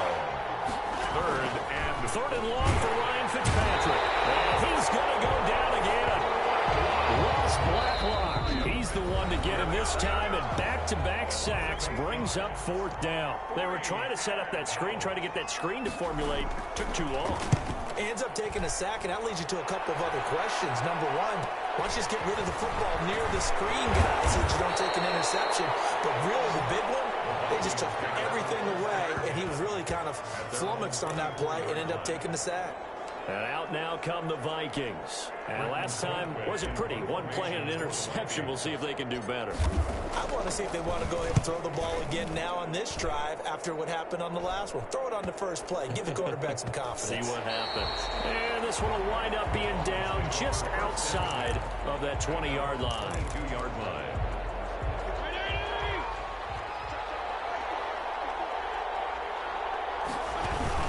They'll start on the ground with Breedham. And nothing doing. He's immediately taken down at the line of scrimmage. Taken down. Well done. You've defeated this ultimate challenge. Now, if there are stars still available, you can always replay the challenge again. Otherwise, it's time to move on to the next one.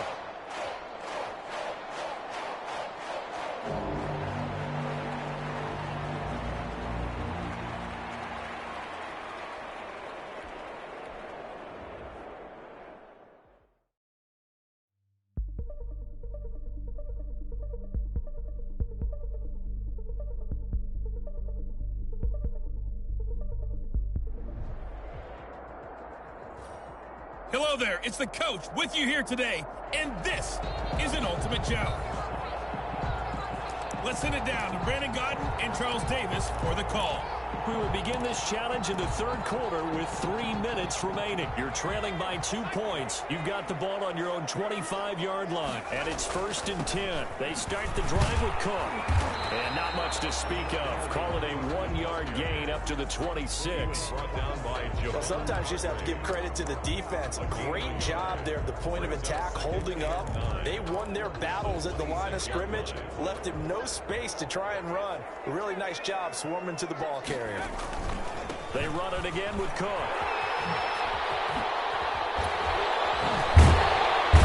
And they'll get it up just short of the 45 at the 44. That one good for a 1st down pickup of 18 yards. Well, it certainly appears that the big guys up front have taken charge of the line of scrimmage. 2 really nice plays back-to-back. But on the defensive side of the ball, there shouldn't be any despair. Okay, they've got us a couple of times here. Hang in there, keep your composure, and try and figure it out for the next play. He'll lose a yard there, and it's 2nd and 11. At the 43-yard line. On 2nd down now. It's Cook. He'll be stopped shy of the 45 despite a great move. The 2nd down play, not much better than the first, just a gain of 1 there. Defensively, we always know that he is tough in run support, and I think the way that he gets there is he understands what an offense is going to do before the ball's even snapped. A great job of scouting prior to the game, then reading, reacting, and taking the right path to the ball carrier.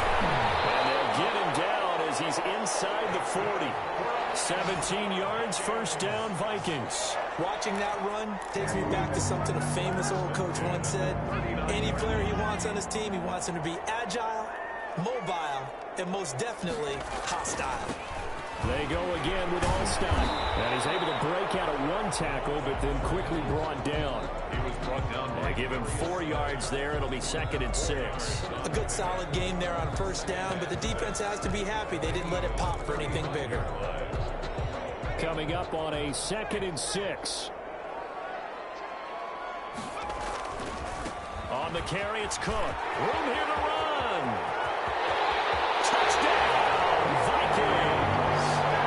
Dalvin Cook, 35 yards. As his guys have now moved out in front.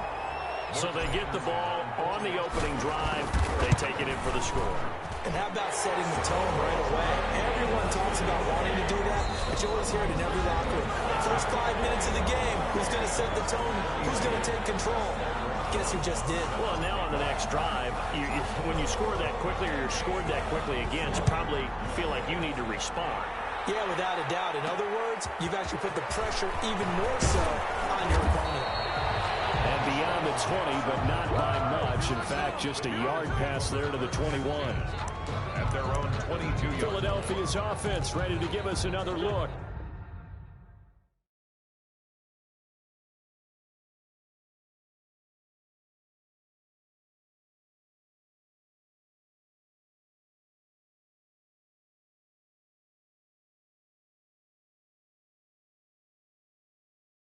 And now they'll look to answer working from behind. And remember, this offense has sputtered yet to score here in the second half. They'll need to change that here.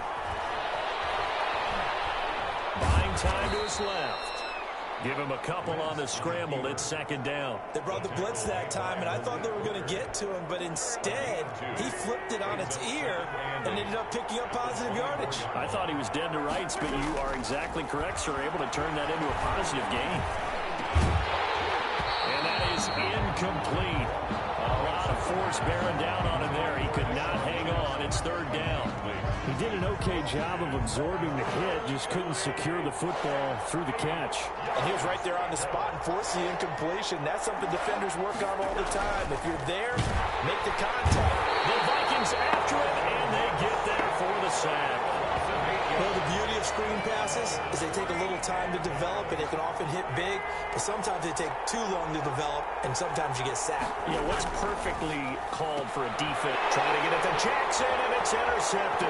Picked off around the 27. And this one will be brought back to the 22. Okay, it was fourth down, but you still had time here in the fourth quarter. Instead, they make the decision to go for it on their own side of the field, and this ball winds up getting intercepted.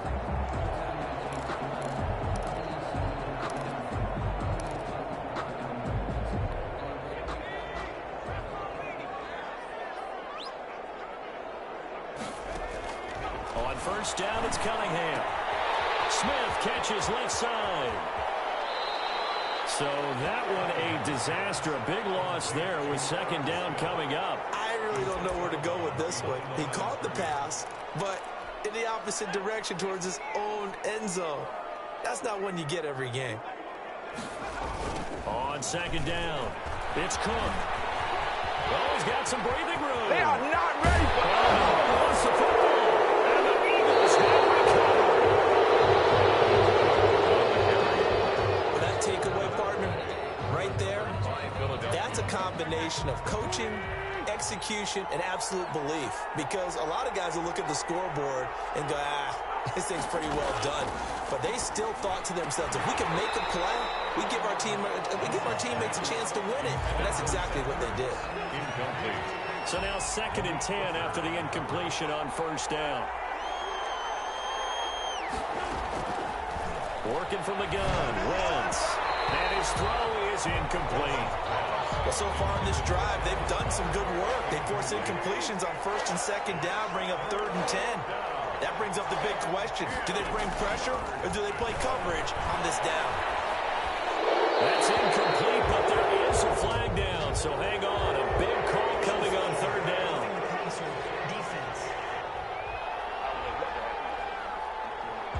Well, when you're leading in the 4th quarter, that's not the penalty you want. Not at all. And now your discipline comes into question. Having poise this stage of the game, you can't have those kind of plays. Throwing on first is Wentz. That is incomplete. Boston Scott, the one he was looking for that time. That'll bring up 2nd down. Cliff Harris on the coverage. Wentz to throw again. And down he goes. They bring down Wentz on the sack. Ross Blacklock. It'll go as a loss of about 8 as he gets in there to drop him. Possibly a turning point. Big play coming. This is 3rd and long. Wentz going to throw. And he's taken down. Back in his his own 7. Ross Blacklock picks up his second sack of the afternoon. Well, how about that? A dime set on defense, 6 defensive backs. None of them blitz. They're just back there in coverage. Defensive lineman gets the sack. That's where the O-line, they go to the sideline, they keep their helmets on so the cameras can't find them, right? Yeah, the cameras can't find them, but I know one thing. The O-line coach will. They go for it on 4th and goal, but that winds up incomplete. Well, they've got the slim deficit, decided to go for it, hoping to keep the football score and erase that deficit. But, boy, deep in their own territory like that. Let's just say that with that call, me and the head coach will agree to disagree. All right, but he knew he wanted to be aggressive there, as you put. And a big loss here as he's taken down. Brandon Graham, a sensational effort by him, and that is one of the biggest losses you'll ever see on a sack. So the Vikings in possession of the football as we get you reset. They've got it 2nd and goal now as they look for that final dagger. Getting 10 back as that sets him up for 3rd down. And now the question everyone's wondering, look at the clock, late 4th quarter, do they put the ball in the air here on 3rd? I don't. I run the football and I tell my offensive line, no leakage up front. I don't want my running back hit as I hand the ball off to him. I don't want any type of an issue. But if I am going to throw it, quick throw, out to the perimeter, maybe one of my best receivers running a quick slant or something like that. Well, if this defense can hold them to a field goal here, what a win that would be. Not just a win on the possession, but psychologically take over the ball game. This started with 1st and goal, so they were in 4-down territory right from the beginning. I say you finish it off and go for the touchdown.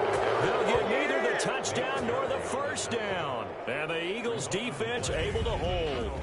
Well, their first 4th down attempt earlier was successful. This one backfires for a turnover on downs. I like their aggressiveness. I like what they're doing. They got it the first time they went for it. Why not a second time? I don't think they'll be daunted from attempting it again. If you're on the defensive side of the ball, though, any 4th down stop is a big momentum play. They'll look to throw. And that's going to be incomplete. Too tough to hold on to that one. It's 2nd down. So after the incompletion on 1st, now 2nd and 10. To throw is Wentz. Escaping the pressure right. And out of bounds across the 15-yard line. Give him 7 there on the tuck and run, and they're in better shape now for 3rd. And it's 3rd down. Back to throw, Wentz. And the throw there going to be incomplete. Normally you think the tight end's going to be able to catch the football and handle that contact, but in this case, maybe a little too much target to hit. That one was timed well, incomplete. And a crusher there as it's intercepted. Picked off at the 20, and he'll take this down inside the 15-yard line. When you talk about making winning plays, that is a winning play at this stage of the game. To come up with that interception, huge. I like how you identified that because most people think winning plays are the offense trying to get it done. In this case, nursing it. And he's across for the touchdown. And the final minute, that should just about seal it. There you have it, another challenge and another victory. Now remember, you can always replay challenges if you left any stars on the table.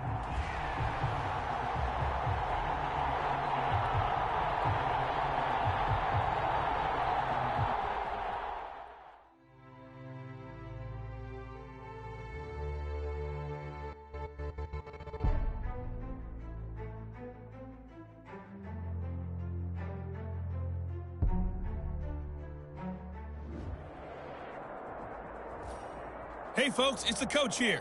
Welcome back for another exciting matchup in Madden Ultimate Team. To finish this out, here's Brandon Gaudin and Charles Davis.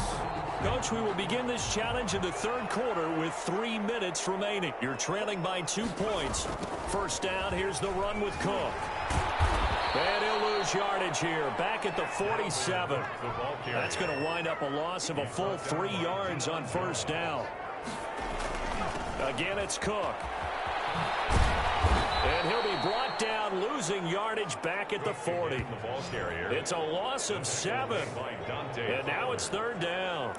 They got the ball to the outer third of the field, but they could not seal that edge and lost yardage. And I love how you brought that up, because sealing the edge is often a function of the offensive tackle on the line of scrimmage, oftentimes a tight end. This is caught inside the 15. And he takes this thing way down into Atlanta territory. They're able to convert on third down, and that sets up a first and goal. Goal at the 7-yard line. They'll run with Cook. And the Vikings are going to be set up with a first and goal. He couldn't quite reach the chalk, but they'll have it at the 1-yard line. Brings up second and goal. On second down, here's Cunningham. And this is going to be intercepted. Get there and pick it. And a big turnover there as his guys will get the football back. 10-10. Brandon, this is a veteran quarterback back there. He should know better than to make a throw like this. This is definitely not his best ball, and I think he knew this was trouble the second it was leaving his hand. The first play of the drive there is incomplete. Intended target on that one, Russell Gage. And now it's second down. Brings up second and 10 at the 20-yard line. To throw again, Ryan. And this time he's got the hook up. It's complete. And he stopped right at the 25 after a gain of 5. 5 yards. Now it's 3rd and 5. The last play on the completion got them half of what they needed. Now here's a tough 3rd and 5. Now Ryan. Pressure coming from the Vikings, and they get there and bring him down. So they come out of the locker room trailing, but plays like that, they won't be trailing much longer. Defense really starting out well this second half. Yeah, they knew they had to jumpstart things a little bit. They really struggled in the first half trying to slow them down, but now they had a plan, made that adjustment that we always talk about, and it worked very well on that play.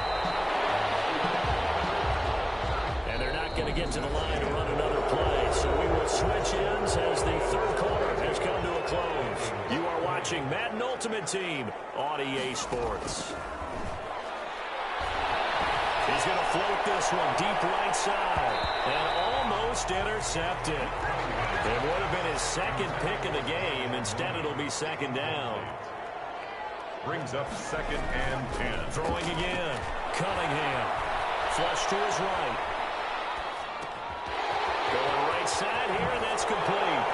He'll get this one down near the 20-yard line, just shy of the 20.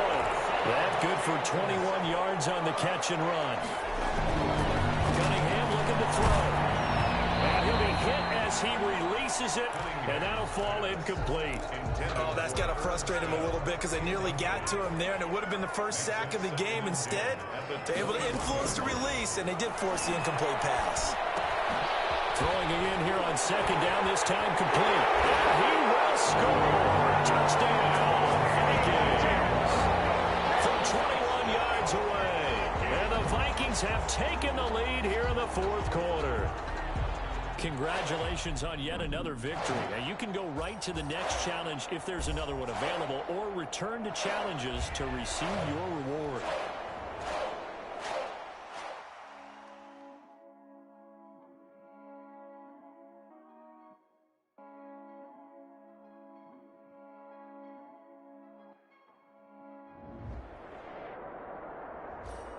The coach here, and welcome to this ultimate challenge. Sit back and relax. You're in for a real treat with this matchup. Let's join this one already in progress. Here's Brandon Godden and Charles Davis.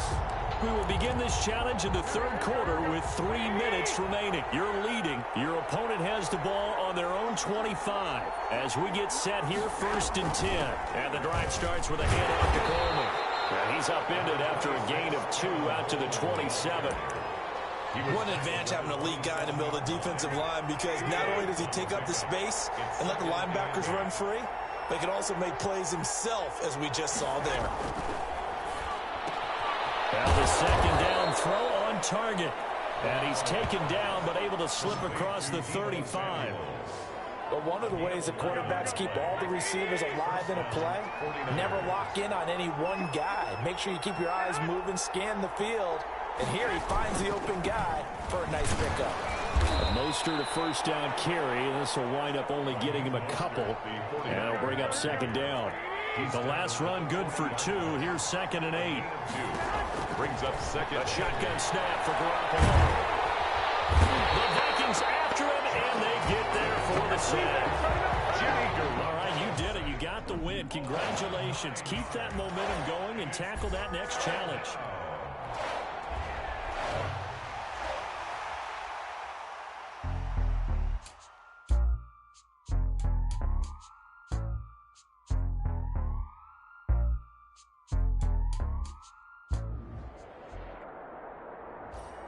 Hello, and welcome into this Madden Ultimate Team Showdown. I'm your host, the Coach. Taking you the rest of the way, here's Brandon Godden and Charles Davis. Brandon. Coach, we will begin this challenge in the 3rd quarter with 3 minutes remaining. You're ahead on the scoreboard. Your opponent has the ball at midfield. 1st and 10. Jones with a handoff to Barkley. And just no chance of turning the corner. He can only get back to the line of scrimmage. 2nd and 10 coming up. He has elite instincts from his linebacker spot. He's able to diagnose the run and flies in like a missile to stop that one behind the line of scrimmage. From the midfield stripe, they'll look to throw. And Lewis lost the football. The Vikings pick up the football. And they will take over possession of the football at their 42-yard line. Always costly to cough up that football. These defenders, they become so adept, though, at jarring it free. Yeah, it's amazing that there aren't more fumbles caused because now, if you're an offensive player, you go through ball security drills every single day. It's really not out of line to think that you should take the ball to bed with you and just hold on to it. But the bottom line is, no matter how much you try to protect it, these guys are pretty good at finding ways to knock it out. 1st and 10 at their own 20-yard line. Back on offense, New York gets set to take over. And last time the turnover on the fumble, and they were in enemy territory, so that had to be very frustrating. Down on the scoreboard here, can't do it again. You nailed every part of what was frustrating. Down on the scoreboard, had a drive going, and pushed it past the 50-yard line so they felt like they were in striking distance. And to come away with nothing, not a good feeling at all, to put it mildly. Now they can't afford to do that again. Can they get that bad taste out of their mouth here? And he's taken down, but able to slip across the 35.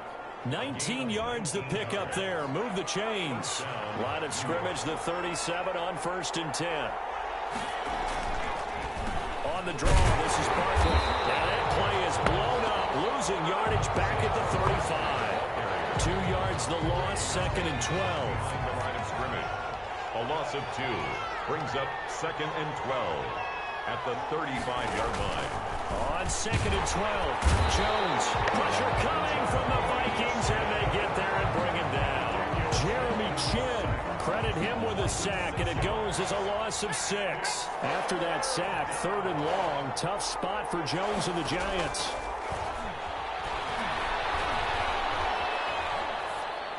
And that is incomplete.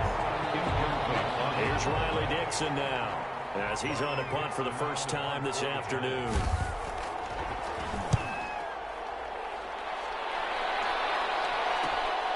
Taken in at the 22.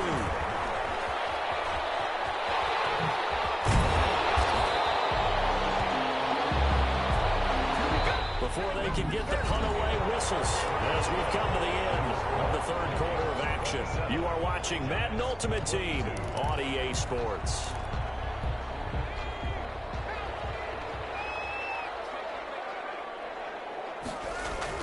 On 1st and 10, Cunningham. Man over the middle, and it's complete. And he'll get into the end zone. Touchdown, Minnesota. A big play there.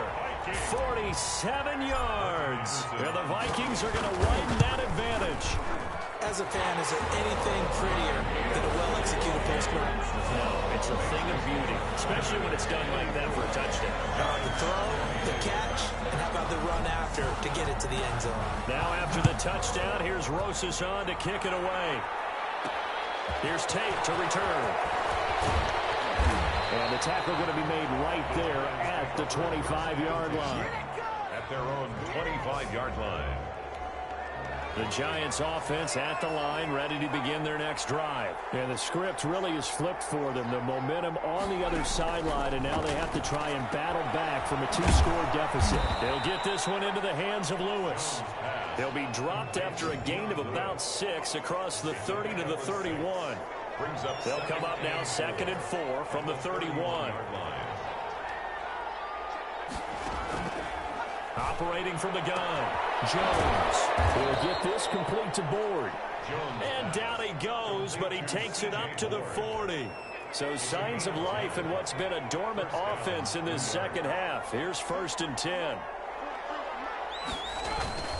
Now Jones into heavy traffic, and it's intercepted. Picked up by Cliff Harris, the 6-time Pro Bowler. And he will take this one home. It's a touchdown.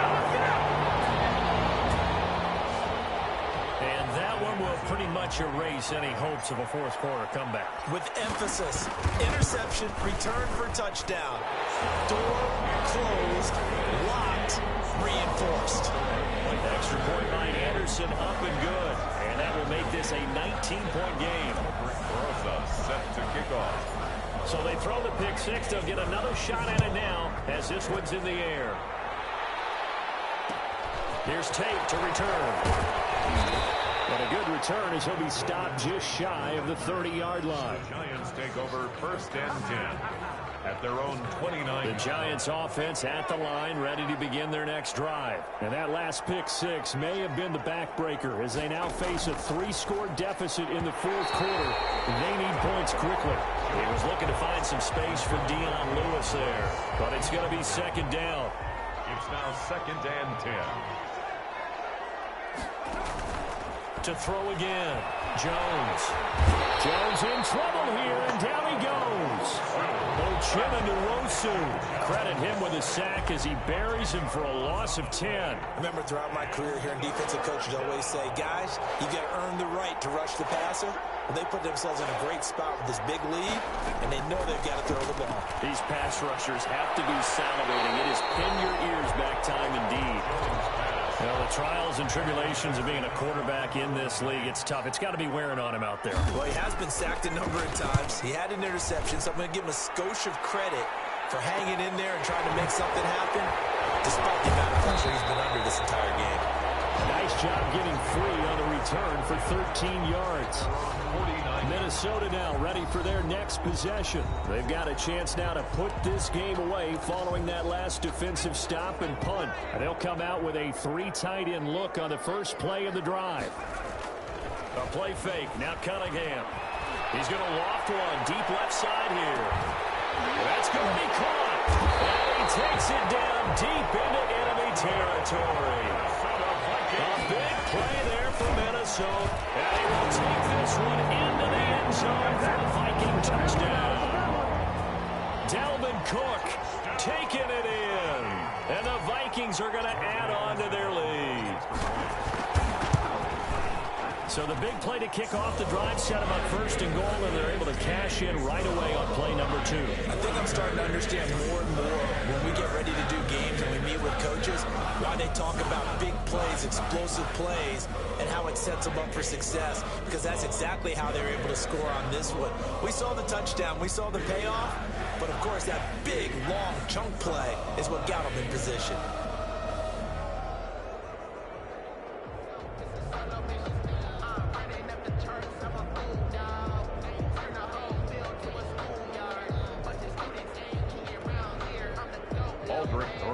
Set to kick off.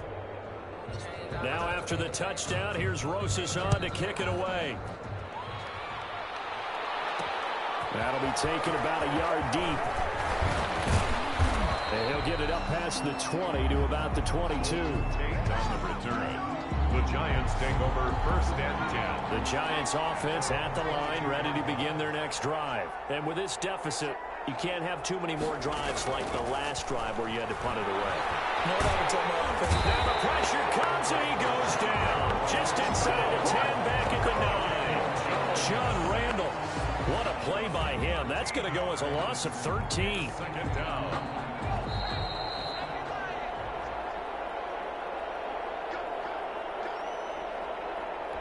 So it's Giants football here as we welcome you back. Now that after the sack, it'll be interesting to see what they have planned for 2nd and 23.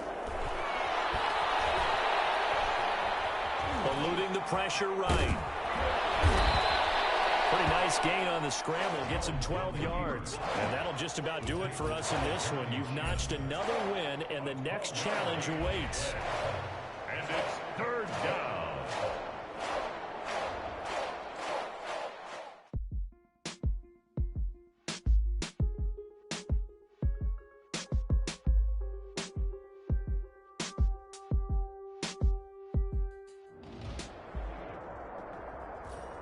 Hello, everyone. You're watching Ultimate Challenges, and I'm your host, the Coach. Let's get back to Brandon and Charles for the call. We will begin this challenge in the 3rd quarter with 3 minutes remaining. You're leading in this one, but your opponent has driven the ball to your 10-yard line. As we get set here, 1st and goal. And running room hard to come by here. He gets it down to the 8. He'll get 2 out of that run, and it's going to bring up a 2nd and goal. Let's just make this one succinct. Nice job there. All 11 guys on defense, diagnosing the jet sweep and putting it down. On 2nd and goal, Minshew. And they're going to get him. They bring him down, a sack back at the 16-yard line. Josh Allen. It'll go as a loss of about 8 as he gets in there to drop him. Interested to see what they dial up here. 3rd and goal with a lot of green between them and the end zone. From the gun, Minshew to throw. Oh, the pressure too great, and he goes down once more. Ross Blacklock providing a little deja vu. Back-to-back sacks, and now they're staring at a 4th and long. And it appears to me that someone's defensive coordinator is jockeying for a raise. A sack on 2nd and goal, a sack on 3rd and goal. Now brings up a decision on 4th down. 27. He's got 9 points on field goals now. He's made 3 of them. That gets him a bit closer, but there's no question they need to start turning some of these 3s into 6s. And for him, it's not his concern, right? He just goes out there when they call on him and goes ahead and puts points up on the board. But the offense has got to get together and figure out what's stalling their drives, so they have to keep calling on him. Now the Vikings offense gets set to take over here. And they've got to be a little bit frustrated about that last drive. Missed field goal.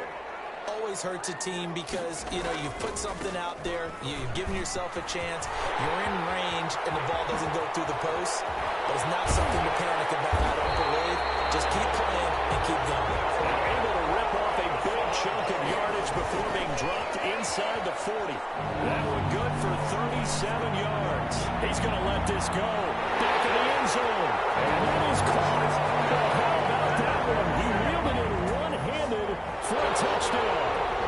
He's been a frequent target, and with catches like that, one-handed in the end zone, I keep going his way. And he's doing it every which way, isn't he? 2 hands, and in this case, we just saw it with 1 hand. Almost reminds me of a great return of service guy in tennis. No matter how you whack it at him, it comes back at you. In this case, he just envelops it and brings it in. Now D.D. Westbrook to return. And they will wrangle him down a couple yards shy of the 30. The Jaguars take over 1st and 10 at their own 28. Jaguars come to the line to start their next drive. And after the field goal last time, we'll see what they can get here. At least they got points out of the last drive, Charles. I never met an offensive coach that didn't want to drive to end with a kick. Most of them wanted to end with a PAT, right? In this case, a field goal, they'll take it. Way better than the alternative, which is a punt. Yeah, but you met fan bases that wanted that weren't happy with that field goal. I haven't met a fan base yet that wants to drive to end with a kick, other than the extra point. That's it. The reception good for 7. It's 3rd down. A gain of 7 yards. And it's 3rd down. And that is going to do it for this 3rd quarter of action. The Jaguars on 3rd down. 2 for 5 to this point. This will be 3rd and 5. Out of the gun is Minshew. Caught. Eifert over the middle. And just like that, another ultimate challenge has been defeated. Savor the victory, if only for a moment, because you know there's always another challenge right around the corner.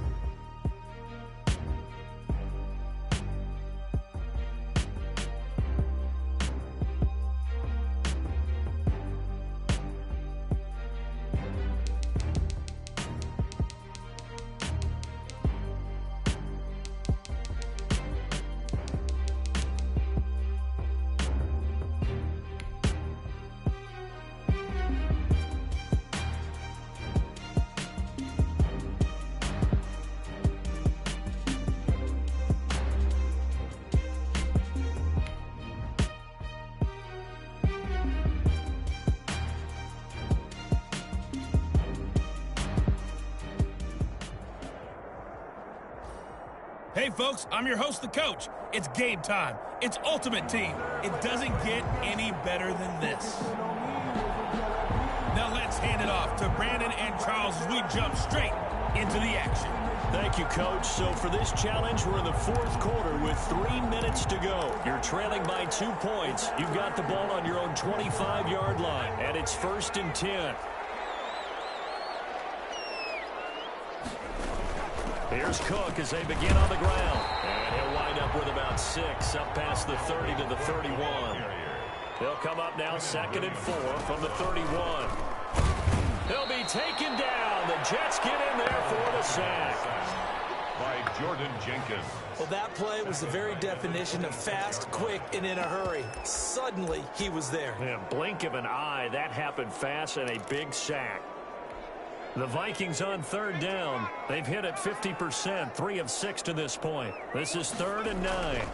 Another tote for the workhorse this afternoon. It's Cook. And he's going to come up a bit short. He needed to get to the 35 for the first, but he only makes it to the 34. Running for it. Here's Cook. Oh, he's got a little daylight. And he'll go down, but not before getting this inside the 30. Inside at 2 minutes remaining in a 2-point ball game. So the Vikings in possession of the football as we get you reset. And let's see what they've come up with offensively after having time to talk it over. And maybe a measure of revenge there. He's had his way in this one, but this time they get him behind the line. Officially, it's a 1-yard loss. That's going to bring up 2nd and 11. Partner, you've got about 20 coaches on your payroll, but there's 60,000 of them in the stands. I don't think any of them like that play. And the later we go, it's starting to sound like 100,000 in here. 3rd down, Dalvin Cook. I like the call there because that was one to take time off the clock and get them closer to getting out of here with a W. In the mind of the play caller, all you want to hear is tick, tick, tick. 10 at the 17-yard line. So from the 17 now, here's a 1st and 10. They run the quick dive with Allstott. He will push his way down to about the 14. Avery Williamson there to make the stop. And again, they'll go right back to their fullback. And they get to him quickly here as he stopped right around the 13. Now the Vikings will use the 2nd of their timeouts as they get the stoppage with a little over 50 seconds left to go in the game. On 3rd down, Cook. It's so close, he gets it to the 1. Out of bounds right there. They get the first. The decision to run on 3rd and medium winds up being a good one. Goal at the 1-yard line. On the ground, it's Cook. He takes it across for the touchdown, and they've taken the lead late in the final minute of the 4th. Wow. Nicely done. Another one up, another one down. Keep grinding and keep racking up those wins.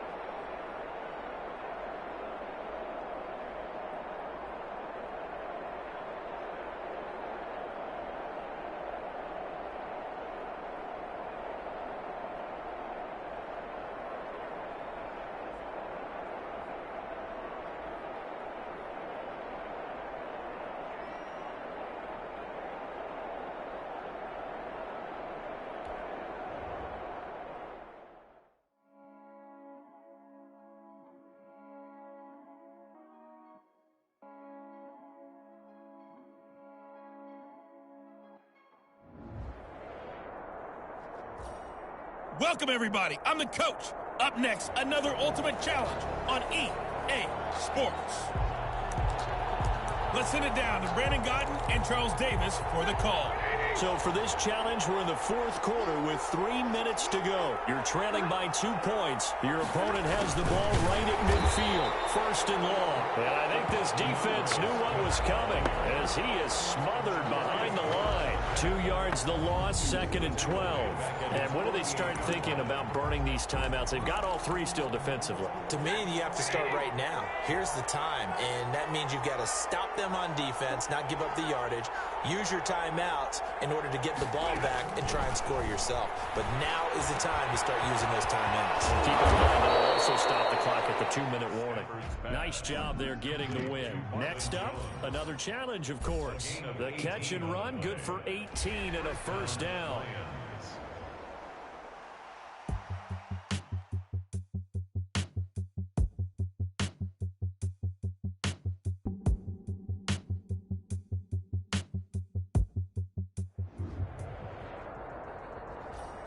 Hello there, it's the coach with you here today, and this is an Ultimate Challenge. To finish this out, here's Brandon Godden and Charles Davis. Thank you, Coach. So for this challenge, we're in the fourth quarter with 3 minutes to go. You're trailing by 2 points. You've got possession at midfield as we get set here, first and 10. Here come the Vikings now as they get set on first down and 10.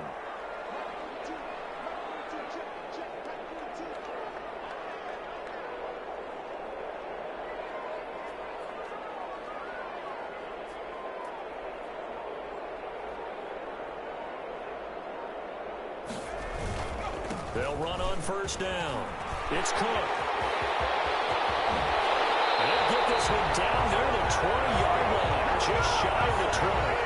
A big run there, 29 yards and a first. First and 10 at the 21-yard line. Another carry for their leader and a good one. It's crunch time. They'll need him to continue to be productive in both the run and passing game in order for them to try and snatch a victory.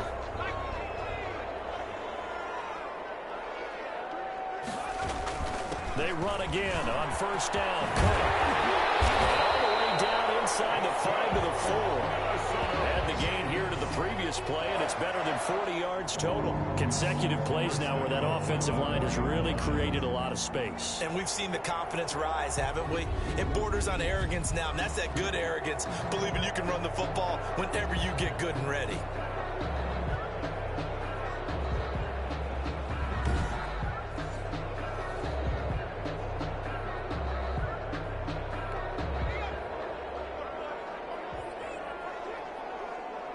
Two minutes remain, and that's our score differential as well. 2 points here in the fourth quarter. So the Vikings in possession of the football as we get you reset.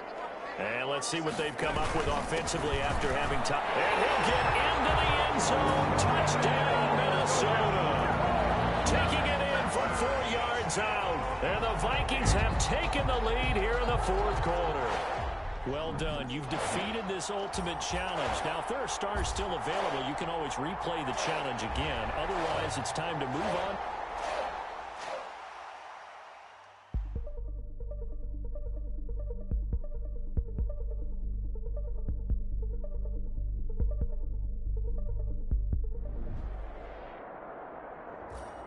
Hey, everybody. Thanks for joining us today. I'm the coach, and this is Madden Ultimate Team. Let's join this one already in progress. Here's Brandon Godden and Charles Davis. So for this challenge, we're in the fourth quarter with 3 minutes to go. You're leading. Your opponent has the ball on their own 25, and it's second and 4. They'll be dropped after a gain of about 6 across the 30 to the 31. Just about every quarterback is trained to really look downfield first before you come back and make a nice, safe throw. And in this case, that's exactly what he did. Found his running back, let him create some space, and it turned out to be a nice play for the offense. That's to McCaffrey, complete. Well, I know it goes against the instincts of the person catching the ball because all you're ever taught is catch the football, don't drop it. But drop it there. Yeah, in that situation, dropping it would have been better. End up losing yardage, even though they completed the pass. As good as a sack. Yeah, how about that? Although they won't get the sack. The Vikings after him, and they get there for the sack. Josh Allen in there to drop it for a 6-yard loss, and that will lead to 4th down. Tell you what, he did not have much time there to scan the field before he was ducking and covering. Did it appear to you, as it did to me, that the defensive front won their play really quickly? Meaning the guys in front of them had almost no chance to block them. They were on him in a hurry. 4th quarter, down to the final 2 minutes, and we've got a 1-score game. So it's Panther football as we welcome you back. And they've got a 4th down now in a game that, to be honest, has been pretty much everything we could have asked for. And, a crusher there as it's intercepted. Chauncey Gardner-Johnson with a pick.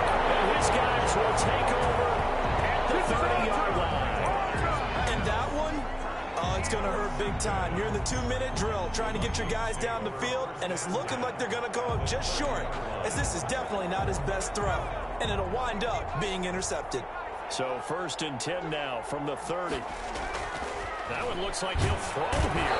And he can't get a throw off. He's taken down. What a huge play at this point in the game. Shaq Thompson making his presence felt on the sack. And he bats it away, and it falls down incomplete. The free safety, Trey Boston, there to knock it away. There is something to a game plan with trying to keep a defense honest. And with a guy with that type of speed, you do so. Send him deep. Try and throw some air under it and hope you connect out. And he will score. Touchdown, Vikings. Darnell Mooney, his 2nd touchdown of the afternoon. And the Vikings find a way to stretch their lead. Well, it'd be real easy to say that they are firmly in control right now, but I'm looking at your face and I'm thinking I've got to be careful with that. Well, it's a 2-score game. You're inside of 2 minutes. I think you can breathe relatively easily now. Yeah, you can, but still, you got to stay vigilant. Can't give up anything cheap and easy. That could put you in some jeopardy. And not much happening on the return as he'll get this to about the 23. The Panthers take over 1st and 10. The Panthers out there and ready to begin their next drive. And following the interception, just any interception, are you a little bit more cautious when you start? And down he goes. The pressure getting to Bridgewater. Josh Allen in there to take him down, and the clock will roll. Under pressure again, and down he goes again. John Randall, he's the one that drops him this go-around, and that pass rush getting strong here. Back-to-back sacks. John Randall able to get in there for his 2nd sack of the afternoon. There you have it, another challenge and another victory. Now remember, you can always replay challenges if you left any stars on the table.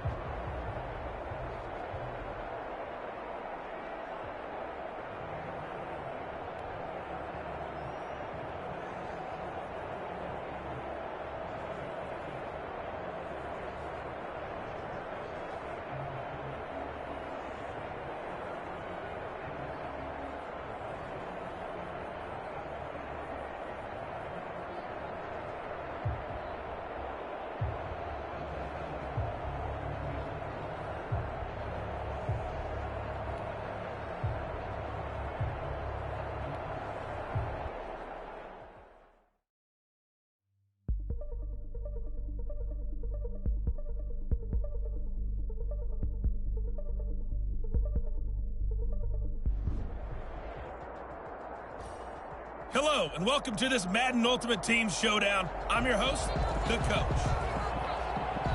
Taking you the rest of the way, here's Brandon Godden and Charles Davis. Brandon. Thank you, Coach. So for this challenge, we're in the fourth quarter with 3 minutes to go. You're ahead on the scoreboard. Your opponent has the ball at midfield. 1st and 10. And that is incomplete. He couldn't hold on through the contact. Brings up 2nd down. And partner, to me, that one was all about timing. If he's there too early, it's going to be a pass interference call. If he's too late, it's a completed pass. He was Johnny on the spot on that one. On 2nd and 10, Newton. Under pressure here, and down he goes. Sacked back at about the 43-yard line. Congratulations on yet another victory. And you can go right to the next challenge if there's another one available, or return to challenges to receive your reward.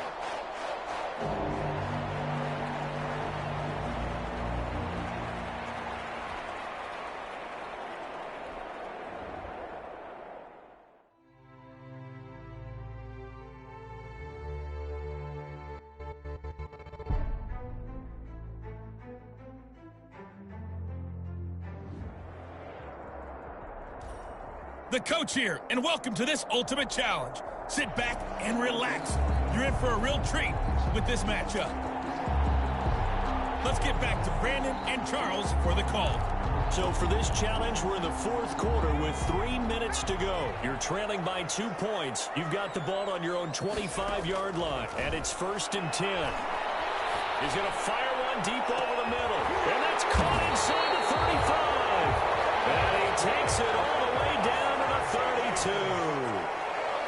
It's a big one there for the Vikings. 43 yards. Oh, there's that man again. It's complete. And he is out of bounds inside the 30. They'll contain him to just 4. 2nd down. On the 28-yard line. A gain of 4. It's now 2nd and 6. Out of the gun here. It's Cunningham. Throwing middle, and it's complete. And he's going to have another 1st down as the tackle comes at the Raiders' 17-yard line. 11 yards there, 1st down. 10 at the 17-yard line. 2 minutes remain, and that's our score differential as well. 2 points here in the fourth quarter.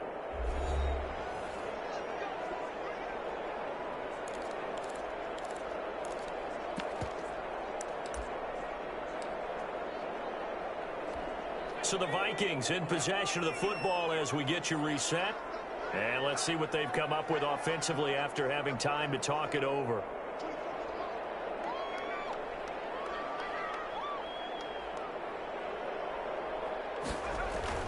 On 1st down, it's Cunningham. It's caught on the right side, it's Smith. And they'll bring him down at the 13-yard line. They'll contain him to just 4. 2nd down. 2nd and 6. This is about the 6. And here he'll get it down to the 7. 6 yards on the pickup, and that's going to make it 3rd down and less than a yard. He's back to throw. And connect. If he had caught it, it would have been a 1st down. Instead, it's 4th. Incomplete. So they went for the 6, didn't get it. Now the call has to be for 3. I agree with you. I know the competitive instinct says, let's go ahead and take another shot. But you took it already. Go ahead now, get the field goal. But he has the 1st down before he's tackled at the 5. They only got a couple, but a couple's all that they needed as they convert on 4th. And the question now, how do they want to work the clock here on 1st and goal? A field goal would give them the lead. And this is caught. Touchdown.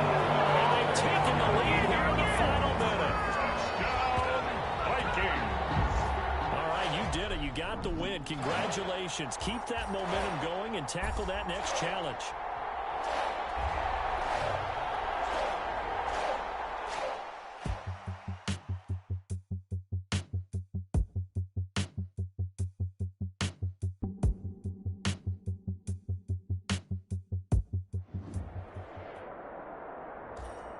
Hello, everyone. You're watching Ultimate Challenges, and I'm your host, the coach. Now let's hand it off to Brandon and Charles as we jump straight into the action. Thank you, Coach. So for this challenge, we're in the fourth quarter with 3 minutes to go. You're trailing by 2 points. You've got the ball at the 50-yard line. As we get set here, 1st and 10. From the gun, it's a give to Cook. Still going. And they'll get him down as he's inside the 40. It's a gain of 11 as the Vikings pick up the first. Oh, that's one to warm the hearts of all those old-school football players, isn't it? Tough, hard, gritty run. Got behind his pads, bowled over a few people. Look at that one, right up the gut. So through 3 quarters, no reason to lighten up now. So from the 39 now, they'll come up on a 1st and 10. Now Cook. 5 yards is the tally on 1st down. That brings up 2nd and 5. On the tackle. It's a gain of 5. Brings up 2nd. On 2nd down, Cook. And he's able to get it down to the 25-yard line. Inside of 2 minutes remaining in a 2-point ball game. So the Vikings in possession of the football as we get you reset. They come up on a 1st and 10, desperately needing a score here on what could be their final drive. Just a yard on the 1st down carry, so it's 2nd and 9. I like it. I like the call. Still an opportunity to run the football and chew up a little more time off the clock. They get him to the ground right on the cusp of the red zone after a pickup of 5 or 6. Decided to hand it off that time on the run-pass option. Appeared to be an easy decision. Just gave it inside. Nice steady gain. On 3rd down. And he gets it inside the 10 to the 9. That's good. Minnesota Vikings. They picked up a little bit of yardage there, and now, in this situation, should be in no hurry to run a play really fast. Let the clock wind down. And he will maneuver his way down to about the 7. Give him 2 yards on that one. 2nd and goal now. Defensively, pretty good start there with their backs against the wall. That's a win for the stop troops right there. And if he takes it across for the touchdown, and they've taken the lead late in the final minute of the 4th. Wow. Wow. And that'll just about do it for us in this one. You've notched another win, and the next challenge awaits.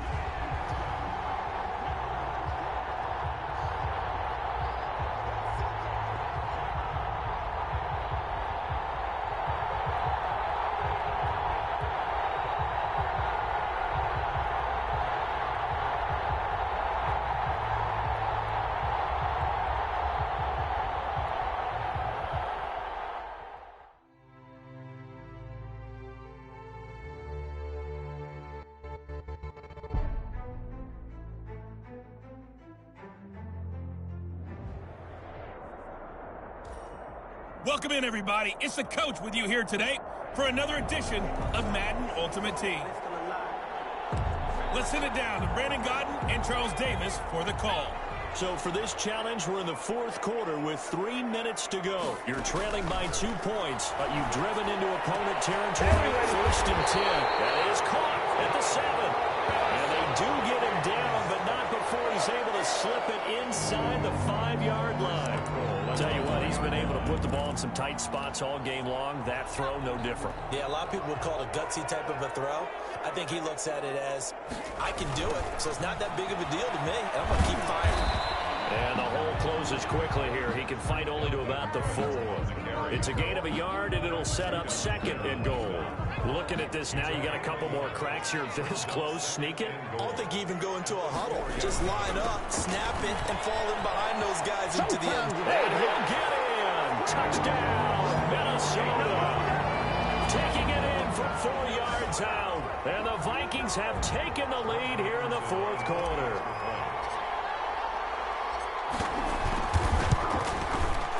And the lead is up to 5. Scoring summary, 3-play drive. And it's capped off by the touchdown run coming from Dalvin Cook.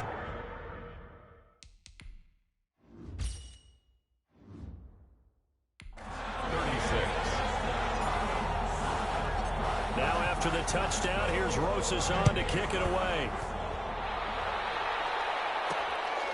Taking it about the 1.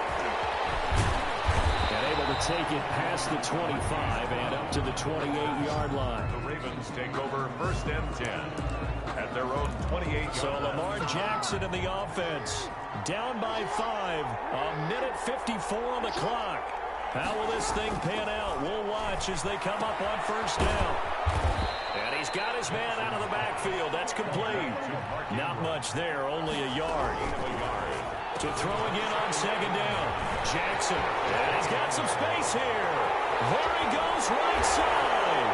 And he will take this one home. It's a touchdown. Yes, the old tip drill works to perfection there. You're bringing back great memories. Used to love that drill. And a lot of times in practice, you work on it, not just one tip, but multiple tips, just in case the ball stays in the air for a while, and having awareness and the ability to go up and grab it, and then you want to get some blocking support and end up in the opposite end zone. In that tip drill, what do you yell? For us, it was Oski. Okay, Oski was an interception. Different teams. Different teams have different ways of doing it. I've heard bingo, jackpot. The worst I ever heard, though, was Frankenstein. You don't want it to be a three-syllable word. Yeah. You want to get it right down and go. Oski is really the preferred word. Oski. Back to the air, Jackson following the pick six. A short throw caught by Andrews. They'll contain him to just 4. Second down. Jackson trying to hustle his unit up quickly to the line of scrimmage. The throw here to Andrews, the tight end. And he's going to lose yardage and be backed up to the 25. Now they're going to be dealing with a 3rd and 7 as that one officially a loss of 1. And he will have a Ravens first down as they're able to get the 3rd down conversion. That's a 3rd down conversion to 24 yards there. Nice play. They'll contain him to just 4. Second down. The Ravens moving quickly here as the clock runs. He's going to drop this underneath to Ingram. And he'll be brought down, it looks like, right at the 40. And just like that, another ultimate challenge has been defeated. Savor the victory, if only for a moment, because you know there's always another challenge right around the corner.